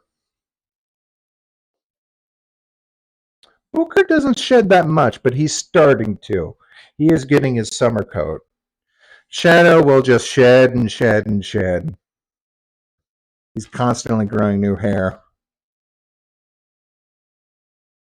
That's the one thing about Chico. He was a short-haired little critter.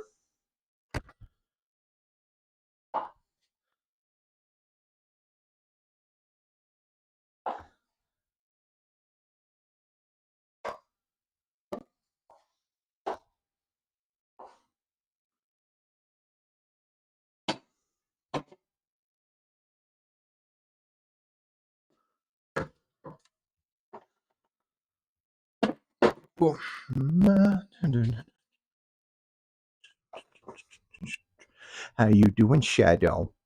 You little booger. You little booger. You little amber-eyed booger. Yes, you wag your tail. Aw.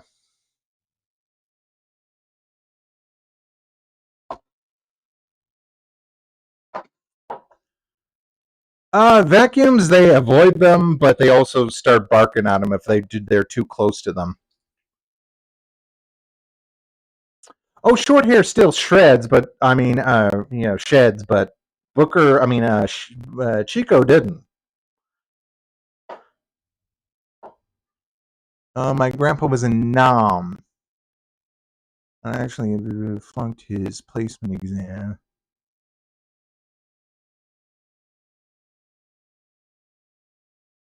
You know what? If you're a conscious,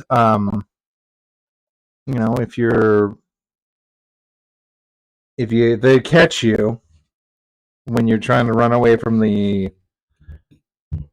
war, not run away, but even if I don't know. Like you said, it could be that, or you could be a conscientious of.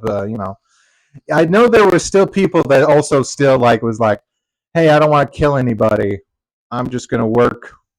And they would say that, and they would get placed in, a like you said, the back rooms of something, and will work there. And then people would either say, nope, that's not even good enough. They would, because yes, you are helping towards an effort to kill people. It wasn't for political reasons. Ah, okay. So, okay. Well, maybe he literally just flunked it. Did he say he did it on purpose, or did he do it and then later said, feigned brilliance afterwards?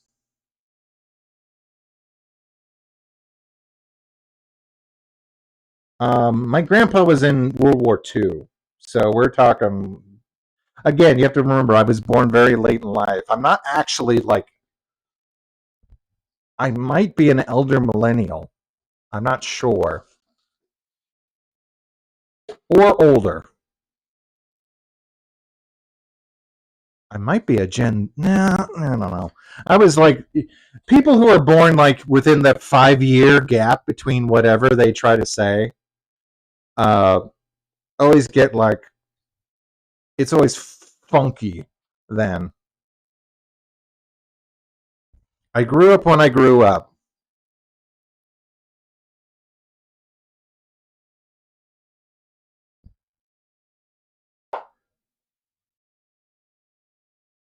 85 is the old side of millennial. Really? Hmm. Okay, maybe I'm a millennial then.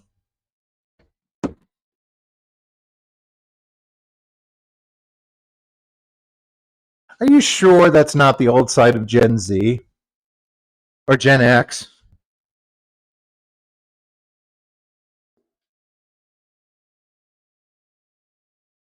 Let's see. I swept in here. I swept in here. Let's sweep in here a bit.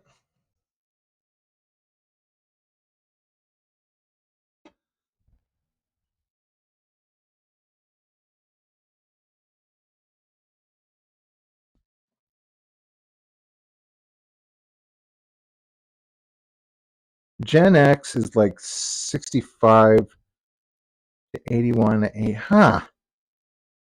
Okay.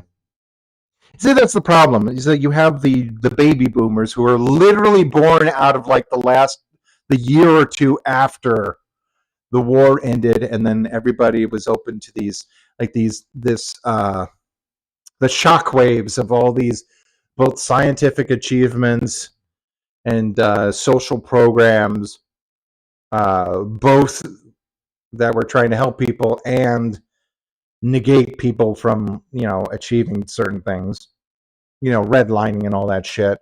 um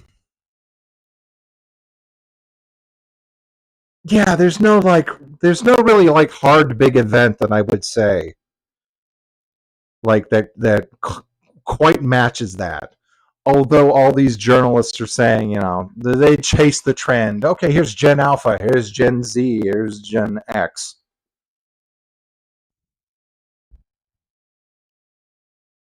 Blah, blah, blah.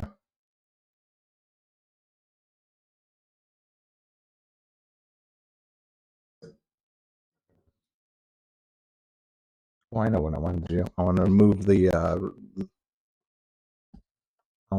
the microphone.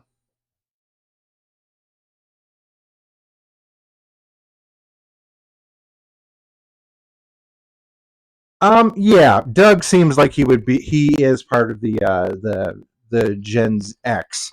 Um, because his dad is definitely like a boomer, or a baby boomer.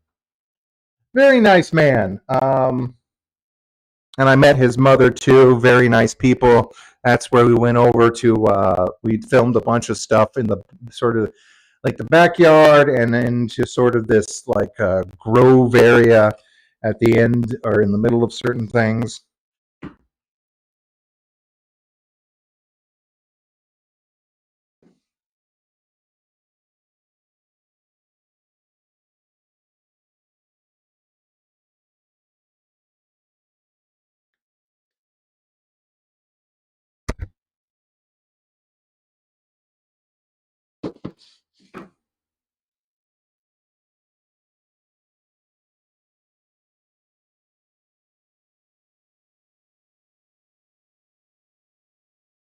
He was in the army too, but he was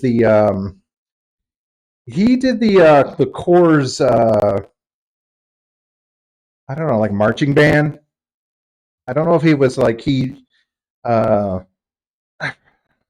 he had a bunch of pictures. It's like the Army Corps. Yeah, the Army Corps band.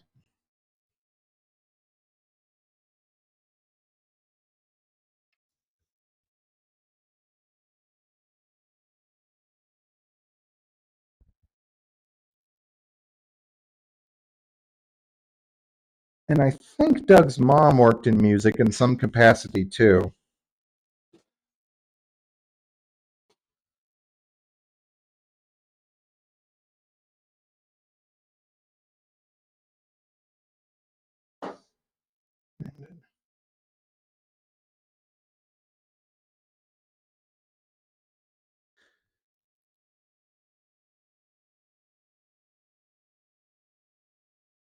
Let's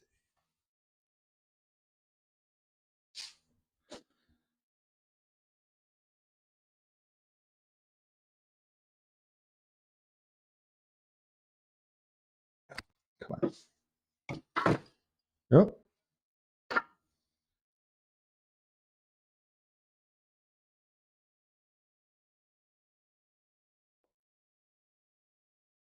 where did I leave the dustpan?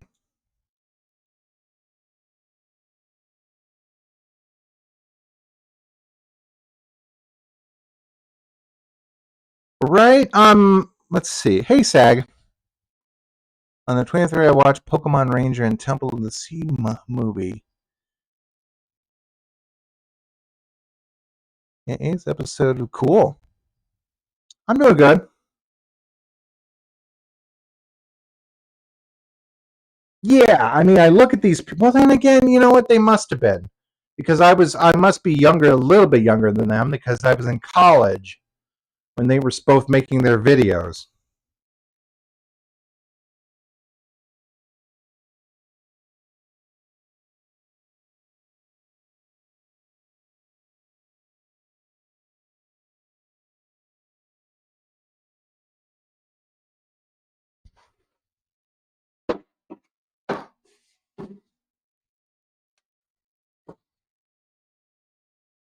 Okay,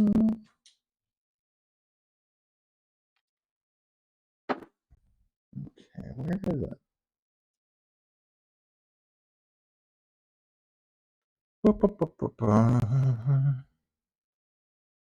Where's the dustpan? Oh, that sucks. I hate it when I do that. I like turn around for. Ah, there it is. Turn around for, lose something when you're thinking of other things.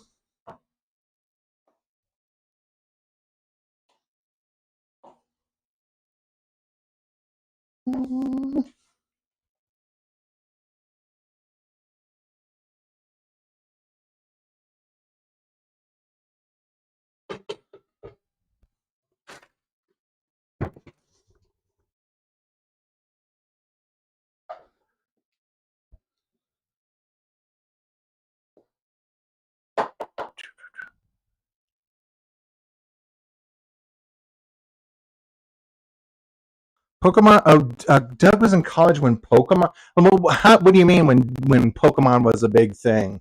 Pokemon was a big thing. Let's see. I remember being in. Let's see. It must have been like 6th grade when Pokemon first showed up. It was a big thing all through middle school. It was a sort of like waning, I guess, through high school, but it's been a big thing since for like 30 years. Shit, they're talking about how the new Pokepedia.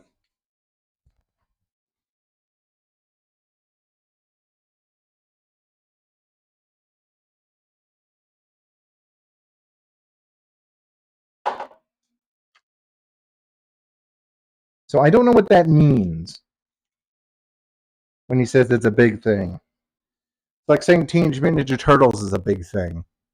There was certainly some waning a little bit, but they've made a new one every year, or every like 5 years or so.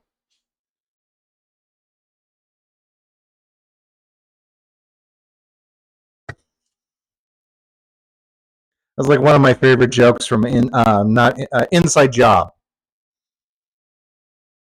It's like Reagan playing with her turtles, and then it switches over to modern day, and Michelangelo's going like totally flink, bro. And the dad comes in and is like, Jesus, is that still on? Are they still making those?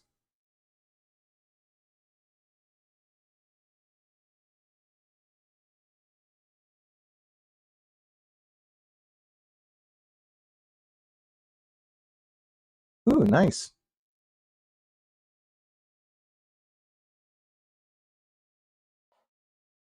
What was the big anniversary they had just recently? I think it was Zelda or something.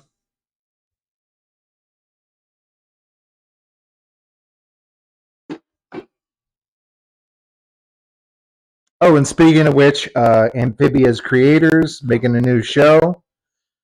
Looks pretty cool, especially the little Nutcracker, the Alex Hirsch Nutcracker guy.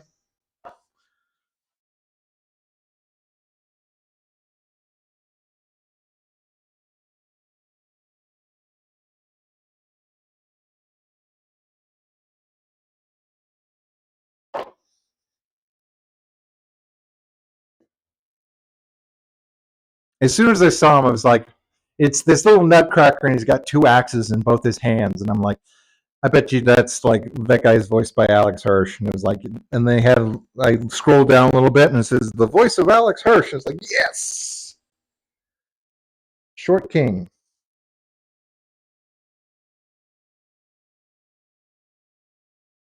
I wonder if he's going to try a well. That would be cool. I mean, he was Grunkle Stan, so he could just use a gruff voice.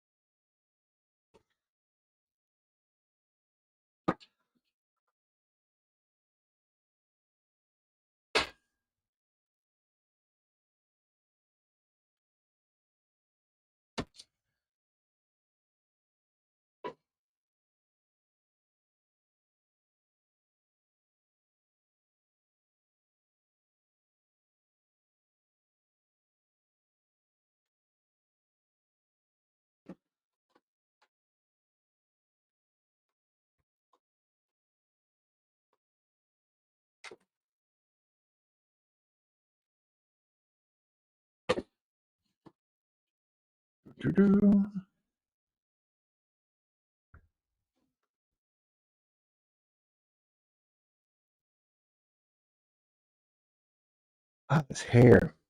One of the problems with it is that you sweep it, but it's so fine that it you try to sweep it all in one place and it just blows away.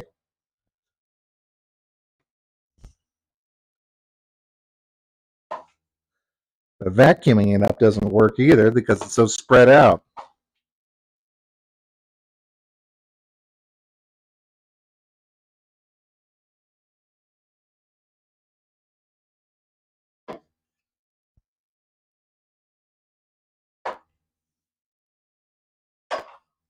There.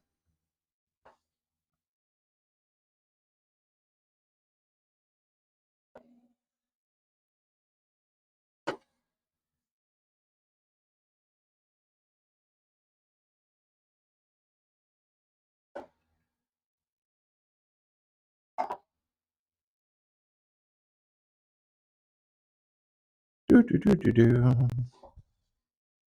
Okay, that's about it for the sweeping.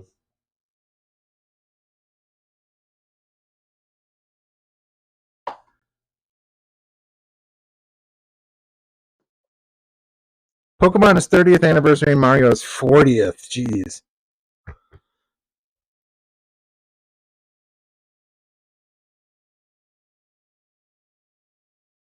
Oh, you're talking about the Magic the Gathering. Um, yeah, I've been playing that. I may have. Wait, let's see. What's today? We've maybe we'll wait one more day for some of the quests to repop. But I've been playing that. All right, well, Melanie has. Pretty good. I got to make a. Let's see. I'm gonna make a. I'm gonna make a deck where you take the Iro deck, Iro Tea Master, a bunch of shitty. Not shitty. They're shitty penguins. Shitty pigeons. City pigeons. Let's see. Iro, the Tea Master, City Penguins, maybe a Super Shredder too. Oh, that would be great.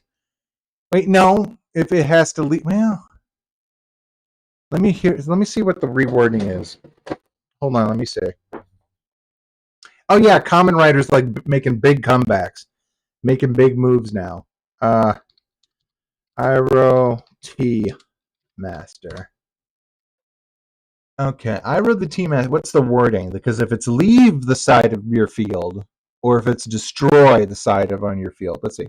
Okay, at the beginning of your combat phase, you may have a target opponent gain control of one permanent. Okay, gain control. That doesn't mean leave. That means gain control. Um, when you do create a 1/1 white ally, put a 1/1 counter on Toker on each permanent your owner controls. So I think I'm still going to make this, but I'm not going to use Super Shredder because Super Shredder needs you need to like be able to remove a token from from the field. Um, oh well, no, because if they make a bunch of food, then they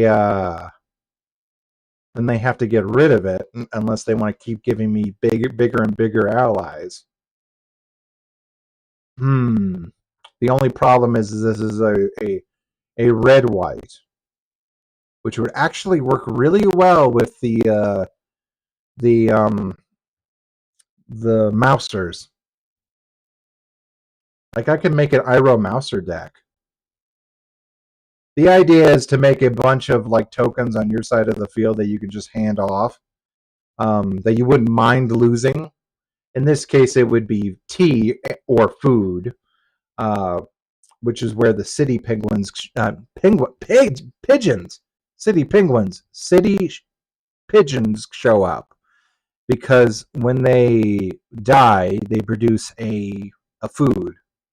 You could also throw in a bunch of TMNT pizzas, like boost Iro with like the marshmallow and guacamole pizza, and that gives him 2-3, or is it 2-2 or 2-3?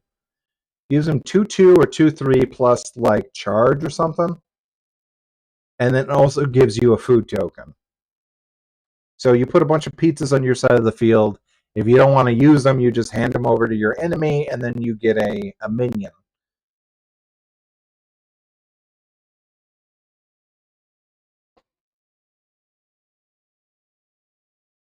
Everdale. I have Root. I'm not sure about Everdale. There was a thing going around this morning about Inkfell. That's what it was. It was Inkfell. It was alternatives to Harry Potter, where they were like, "Hey, did you grow up with Harry Potter? Did you like it before it turns out she was like a transphobic shithead?" Joking. No, joking Rowling. Well, then you can like literally look at any of the other things. I was gonna say, what was the other one? School of Magic, the one that oh,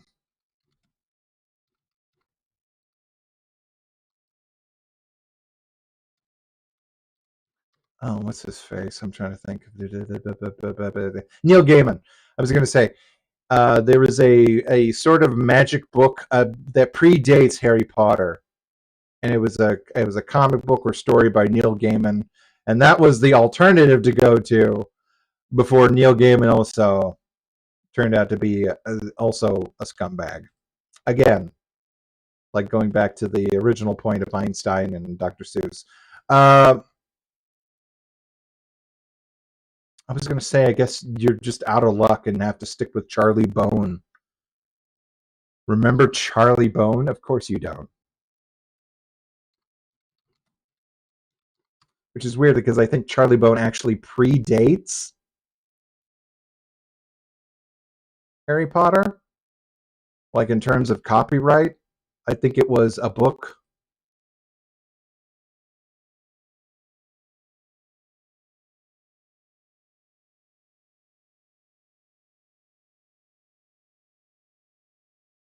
Uh, okay, it's actually called The Children of the Red King. So it was renamed Charlie Bone. Yeah, first published in 2002. Wait, no, okay.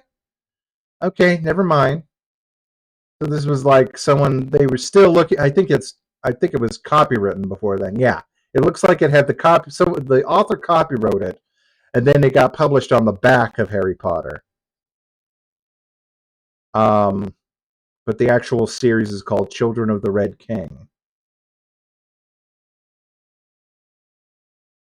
And Charlie Bone is it was retrospectively called like because it's called the first book is like the Time Twister, the Blue Boa, the Castle of Mirrors, and then they retroactively called it Midnight for Charlie Bone, Charlie Bone and the Time Twister,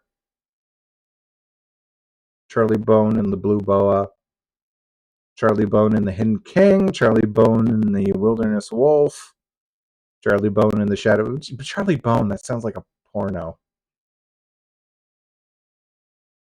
Charlie Boner.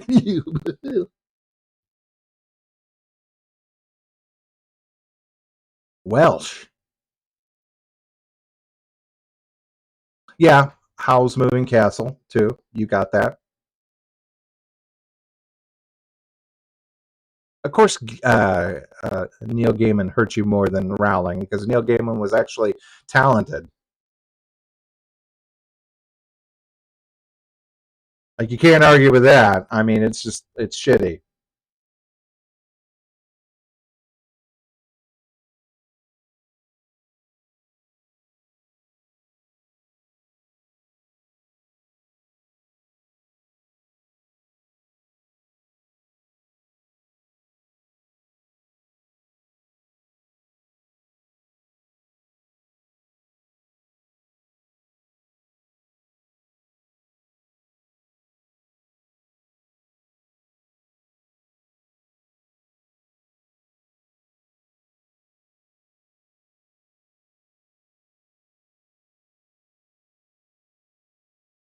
Yeah, the digital circus is just kind of taken over my feed. Because now I'm gotten. Did you know? Also, did you? The show is doing the one who's running the show, which is not great a song actually. I don't know. It's fine, but there's some like real toe tappers within the fan community that I've heard.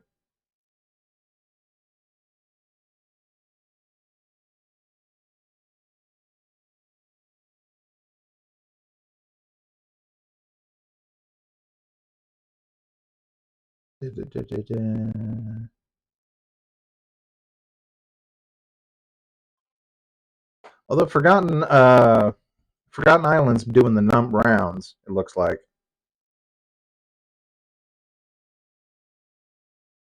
What the hell is this?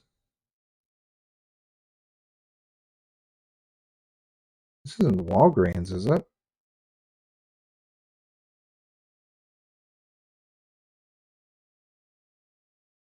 Okay, I've got a reminder.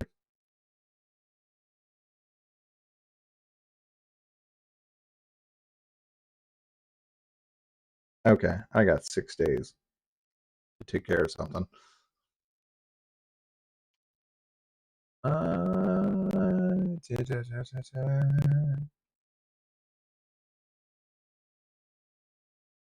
They put anything? No, nothing new here.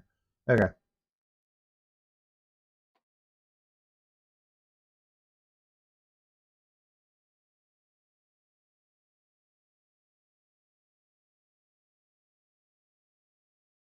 Wait, Johnny? Oh, Johnny Cakes. Okay, there is a YouTuber making realistic cakes called Johnny Cakes.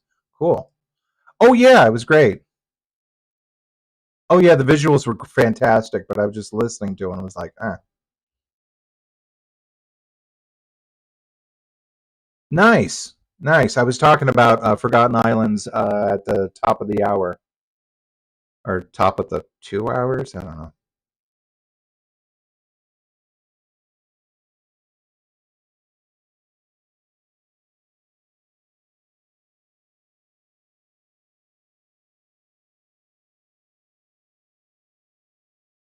Okay, let me clean up, put everything back where it was. Turn on all the fans again. That's good. That's just the clean up and make sure that there's not a big mess with like on Sunday.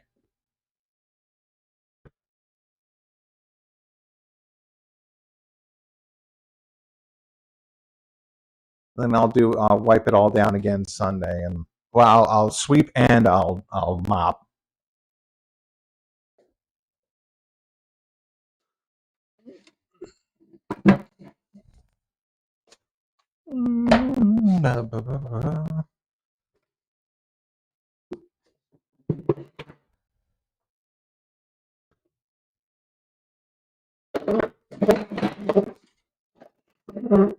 Very nice.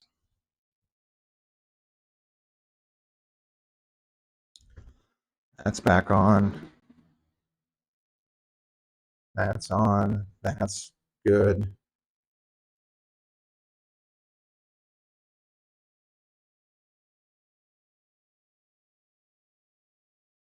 There we go.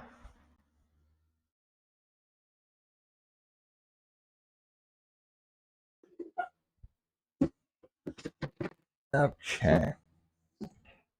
Where are you guys exactly? Oh yeah, the microphone's in here. Cool. Or the receiver. There you go. You guys should be right close now.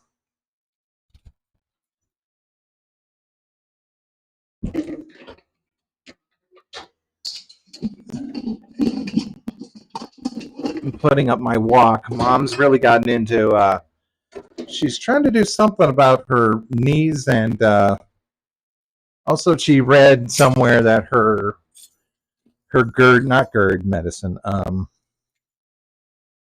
There's a medicine she's on for like heartburn or stomach indigestion or whatever.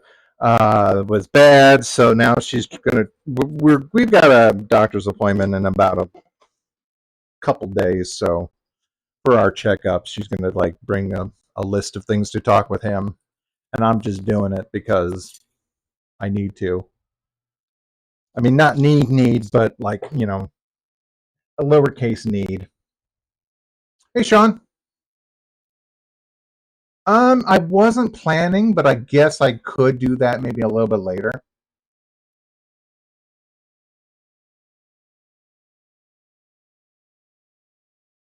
I mean, I've got the base model for some of these. If I did, I think I would do the other two in different outfits. I think I would go with like maybe um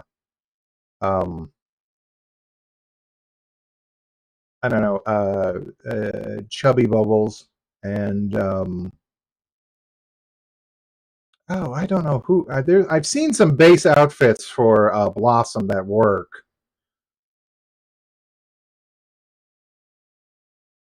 I think the sweater. I think there was one involving like a sweater vest that was really nice.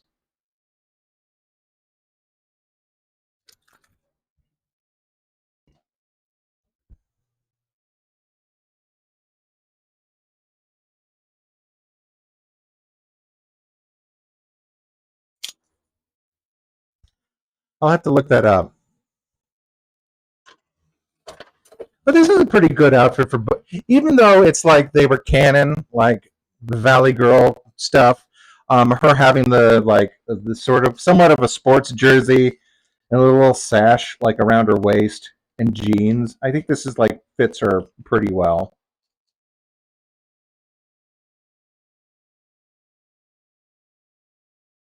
Yeah, right. It does sound like a bubble gum.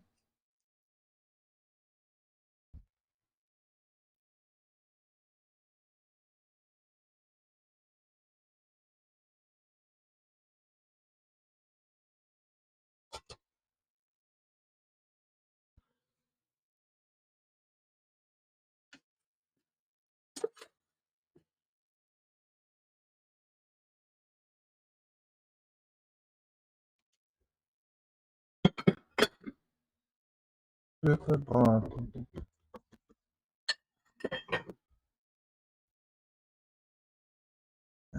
don't know where this glass came from.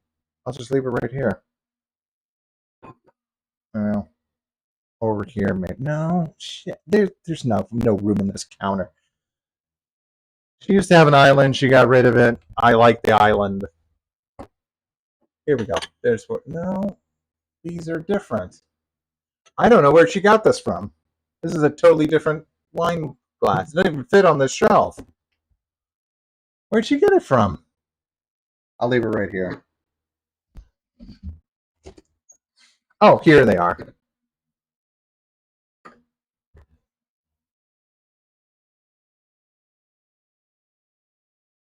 She's also got a thing of creatine. We got. She said it's good for her muscles. I'm not.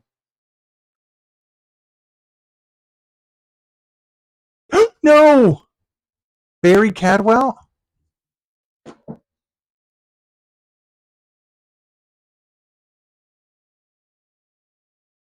Oh no. When was that? I didn't hear anything about that this morning.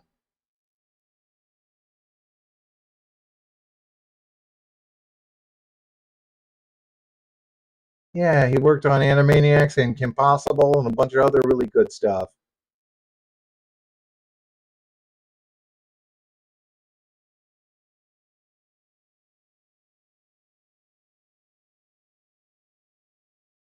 Okay, do I have blue skies on this one, on this computer?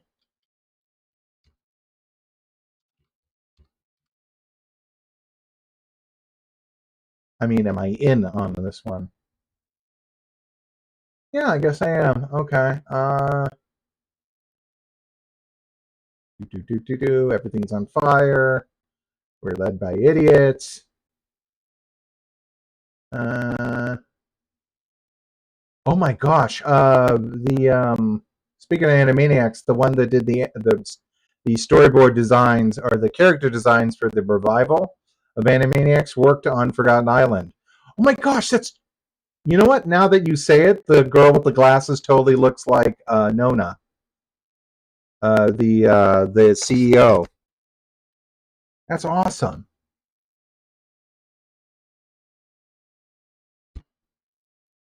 Okay, so well, that's good. At least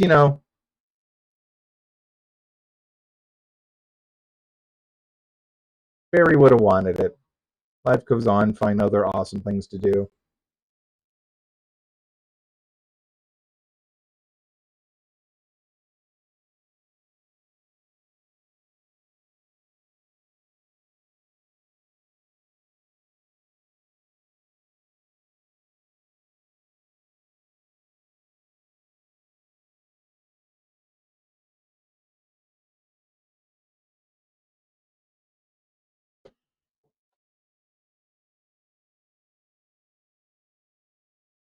Hey, this one's funny. This is like the best take on AI, at least as a joke, like in an actual like funny, harmless way. Where am I uploading? I try to do Blue Sky. I should be better. And DA. Sometimes I sign in and it just depresses me because I see a lot of that artwork. But hopefully that'll start to disappear.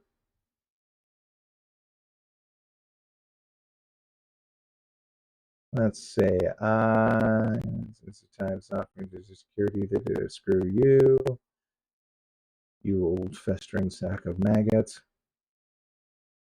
Everyone's praying for you to die. Let's see.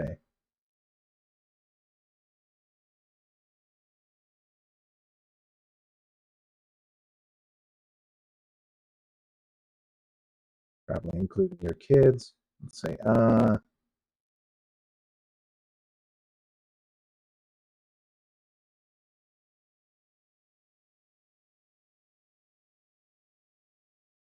What am I looking? Okay, I didn't even put it in the search engine. I'm just kind of going insane.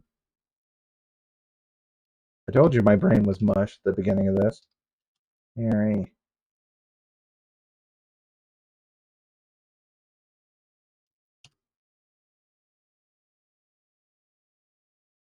Yeah, everyone's saying goodbye.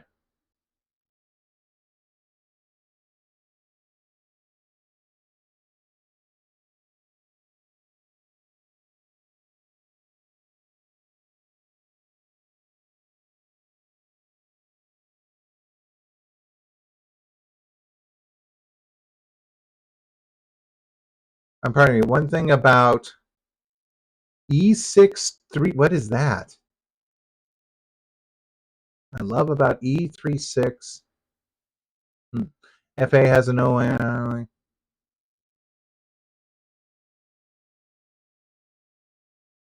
Blossom? No, she. I mean, maybe as this like superhero outfit, but no. Let's see. Hold on. What was I going to show you? Oh yeah, I was going to show you. Damn.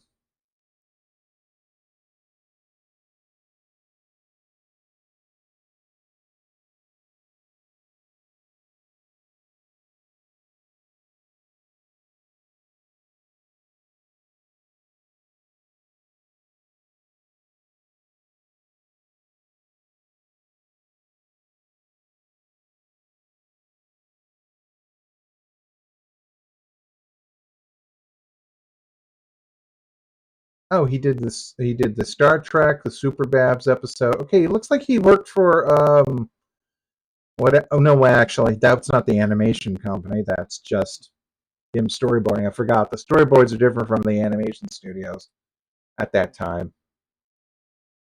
Criminy. Yeah, Pinky and the Brain, Smurfs, How I Trained Your Dragon, animator, director, and storyboardist. Well,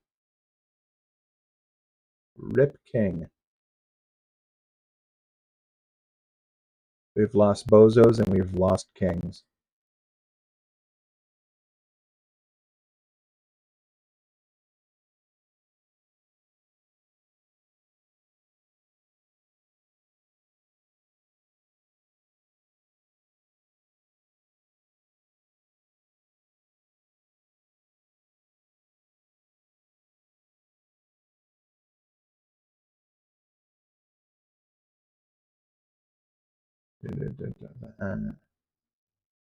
How's this?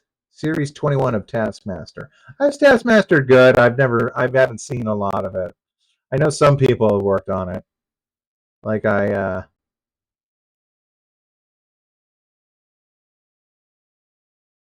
what's his face?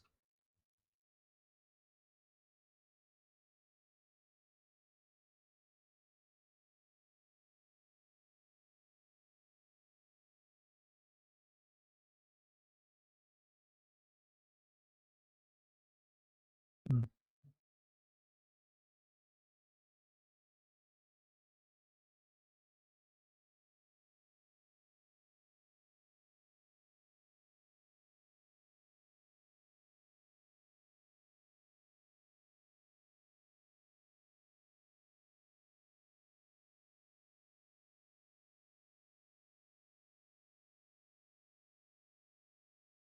Ah, okay.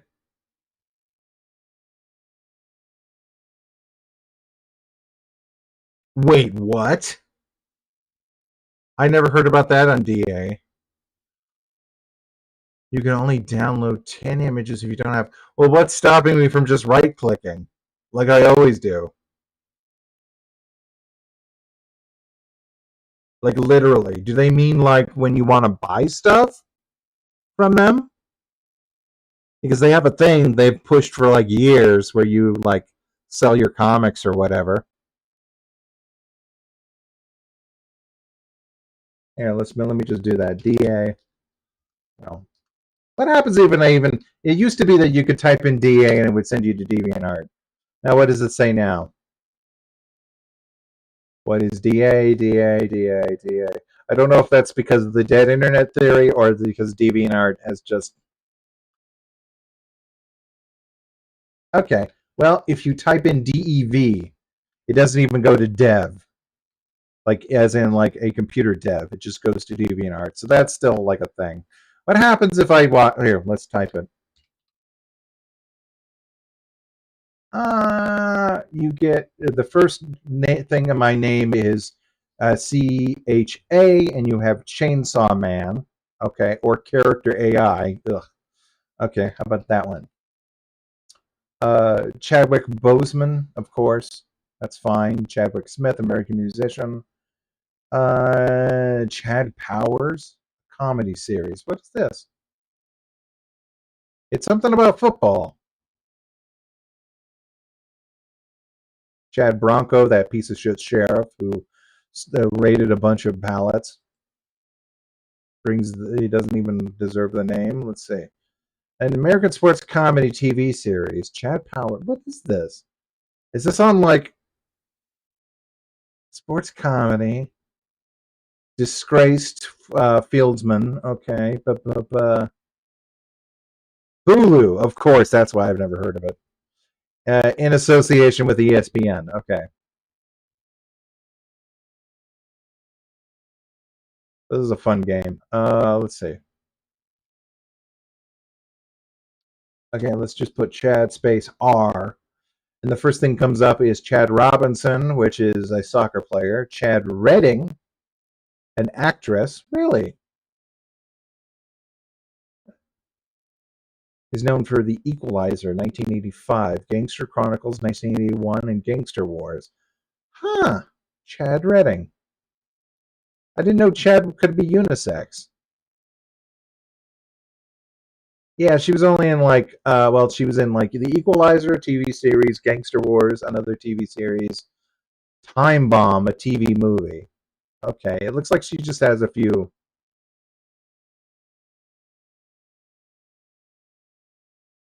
Chat, yeah, I don't know. Maybe. Uh,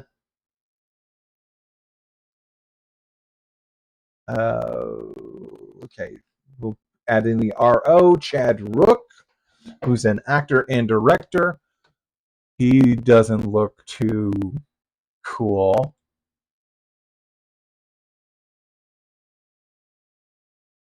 Pick Up Perfect, My Life as a Dead Girl, Joe Pickett,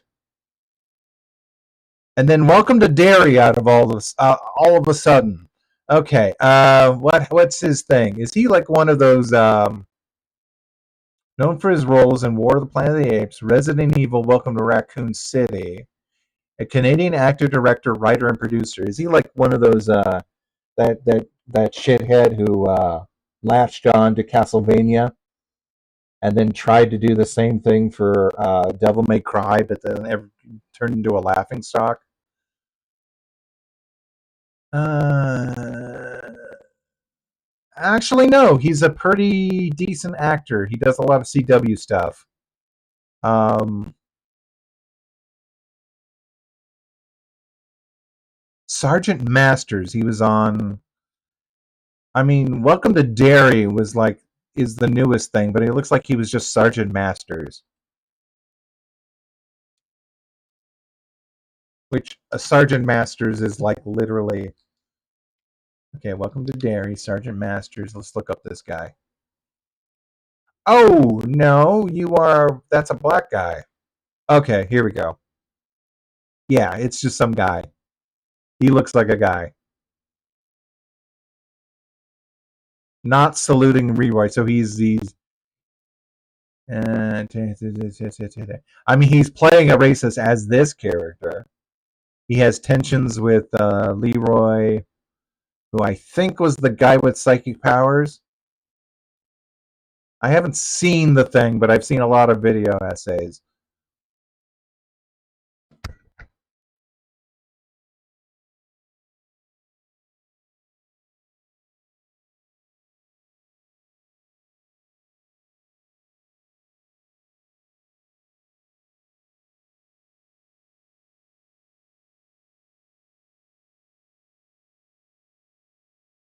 Huh? Really? Jim Jenkins. Anyway, let's see how many words, how many letters we get back.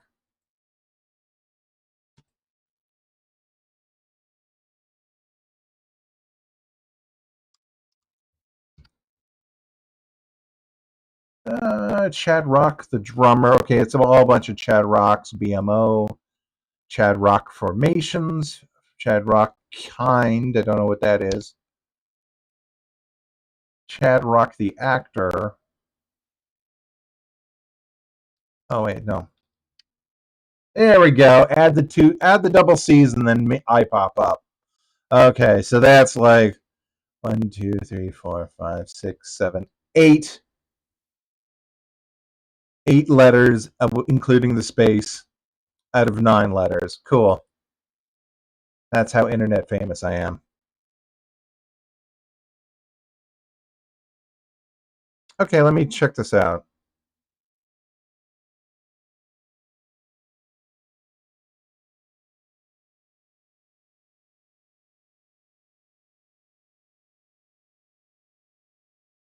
Oh yeah, look at that.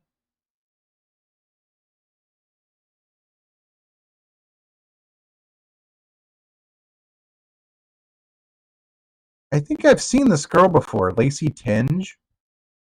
Lacey Tingle.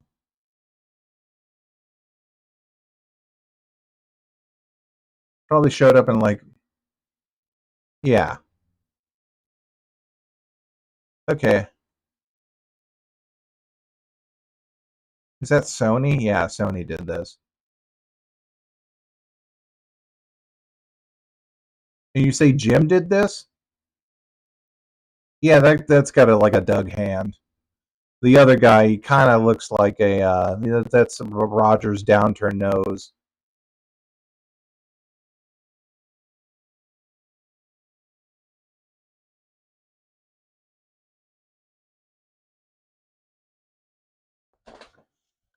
Ooh. What are you boys doing?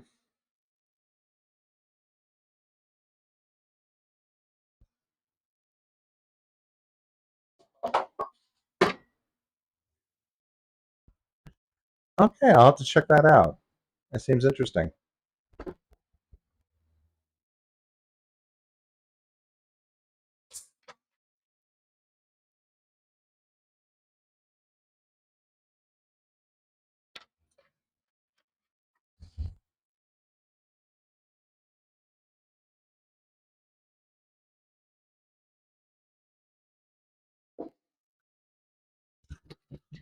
Okay, I'll put up all these.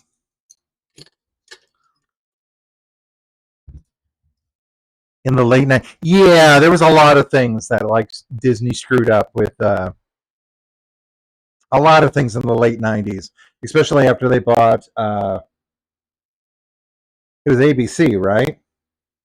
I know for a fact that there was a lot of good shows that were running, including Bump in the Night. Um, Rob Paulson basically all but said that they were doing good, and then Disney bought out ABC, and then they wanted to like redo everything.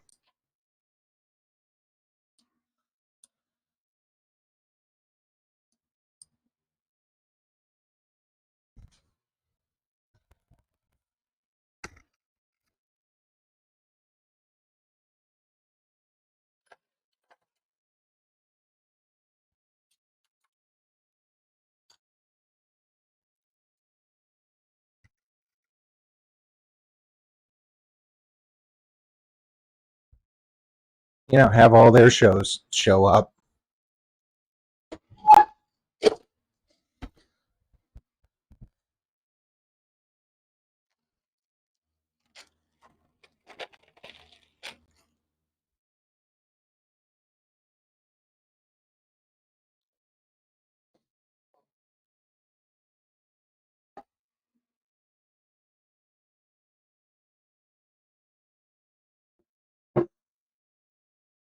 Is that how? I was going to say it was weird that Sonic the Hedgehog, The Adventures of Sonic the Hedgehog, showed up on the Disney Channel, but Sonic Sat AM showed up on Cartoon Express on whatever that was. One of the Turner channels. Um, I'm trying to figure out where all the Deke shows went. Because yeah, there was a lot of shows that reran on Disney, Cartoon Disney, or Toon Disney, pardon me.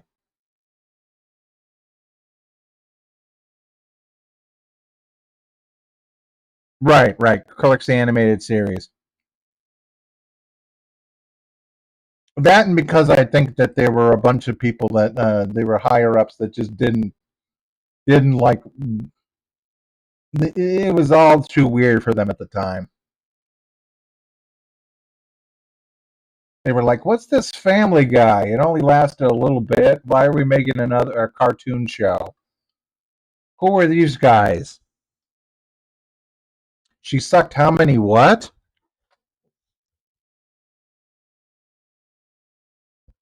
In a row?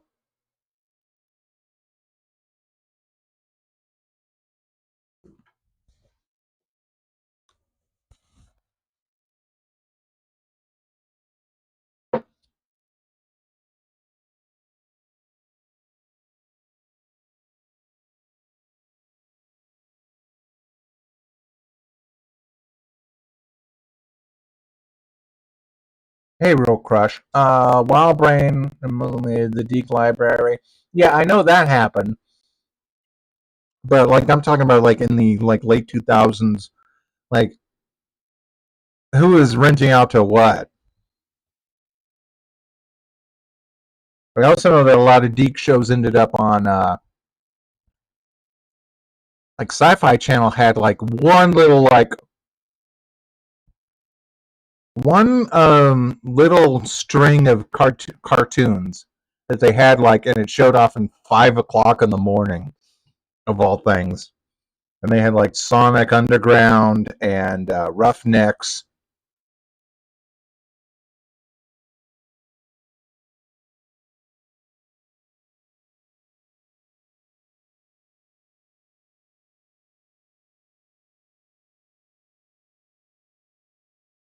Right, they probably did buy all that off of them.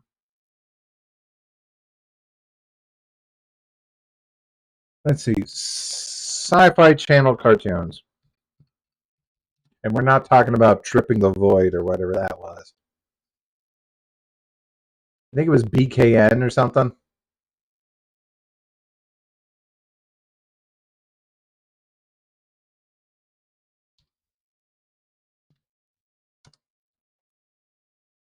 Sci-Fi BKN commercials. Okay, let's see what they got here.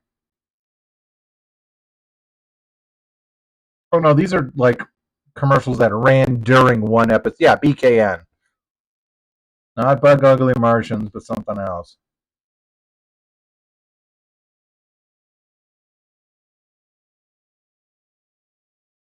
What the hell is BKN channel? Channel lineup?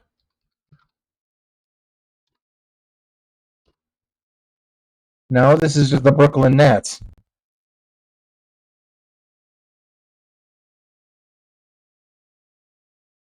And then they're selling Little House on the Prairie, VHSs. You can get 5 of them for $25 or $5.99 a piece. Oh no, she's blind.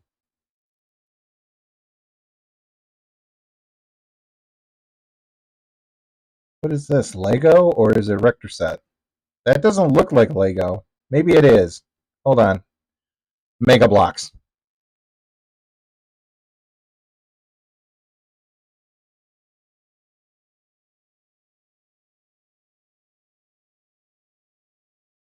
No, it's Lego. It's Lego Rock Raiders.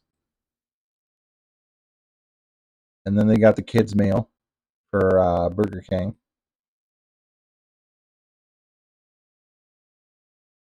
Silly Slammers. Oh my gosh, this is great. This is October 19th. Oh my gosh, they got the weird Halloween Silly Slammers. I had this one. I had the ghost. Oh, these are great. I had almost all of them except the bat. Oh my gosh, I can't believe I found the commercial after all this time. Uh,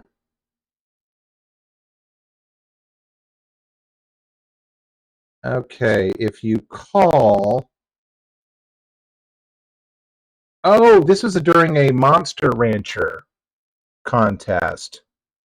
And you call with your parents' permission, you call a number, and I guess you get... Were they trying to get you to send in a photograph so you can become monsterized?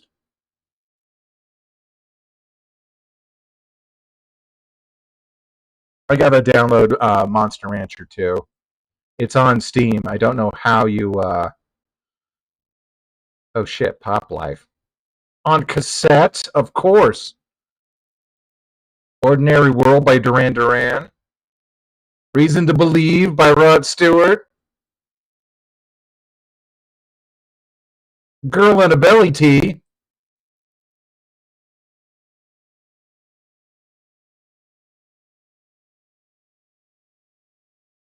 Okay.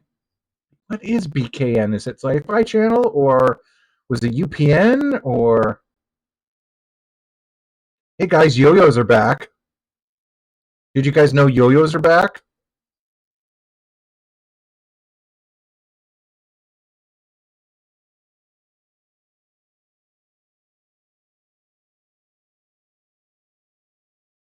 Oh god, Lunchables had waffles?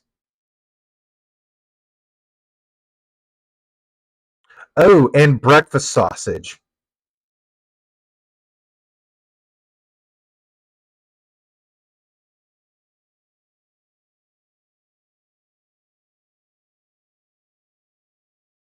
Expert for kids. Okay, that's just a shampoo commercial.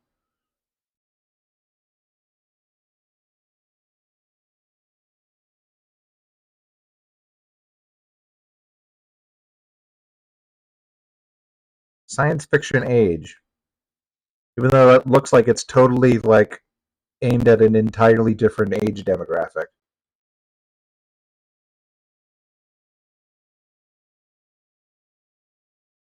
Why does Sonic Underground need one, two, three, four different commercial breaks? And then a commercial for ew. Okay, yeah. I was gonna say, then it turns over to the Sci-Fi Channel proper. We've got screenshot or not screenshots, but little blibs of Army of Darkness. There's barbed wire.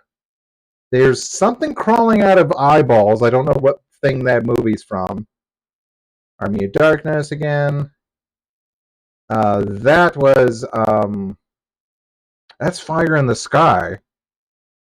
That's Mimic, Darkman. Yeah, again, Fire in the Sky. Leviathan. Ooh, something illusions. I didn't see the title of that. Tonight they were showing RoboCop 3. Oh my gosh, you had all the cool movies, and then you're just gonna just drop a turd at the end. I mean, still it's fun, but like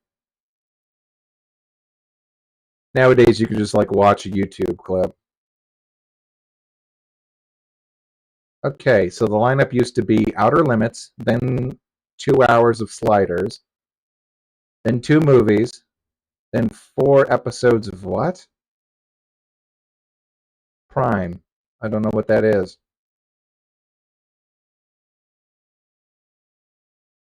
Well, that was fun.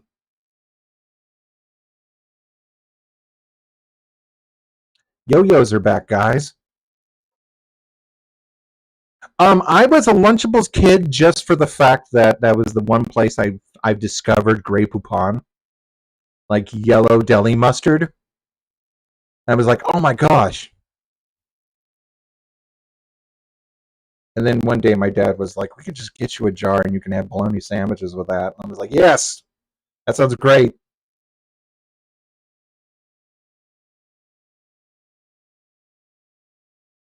Anyway, it looks like we're done. We're backing onto Tendy's thighs, so we will call that a session. We've got a couple more in the chamber, but tomorrow well no, tomorrow's Thursday. Yeah, we'll see what we do tomorrow. I forget what we got, but yeah, I want to thank you all for joining me while I did some cleaning up and try to repair some things. Um, yeah, until we meet again, until our paths cross, I bid you all a good one. You be good. Bye.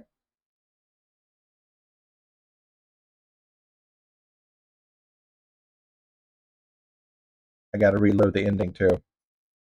Bye.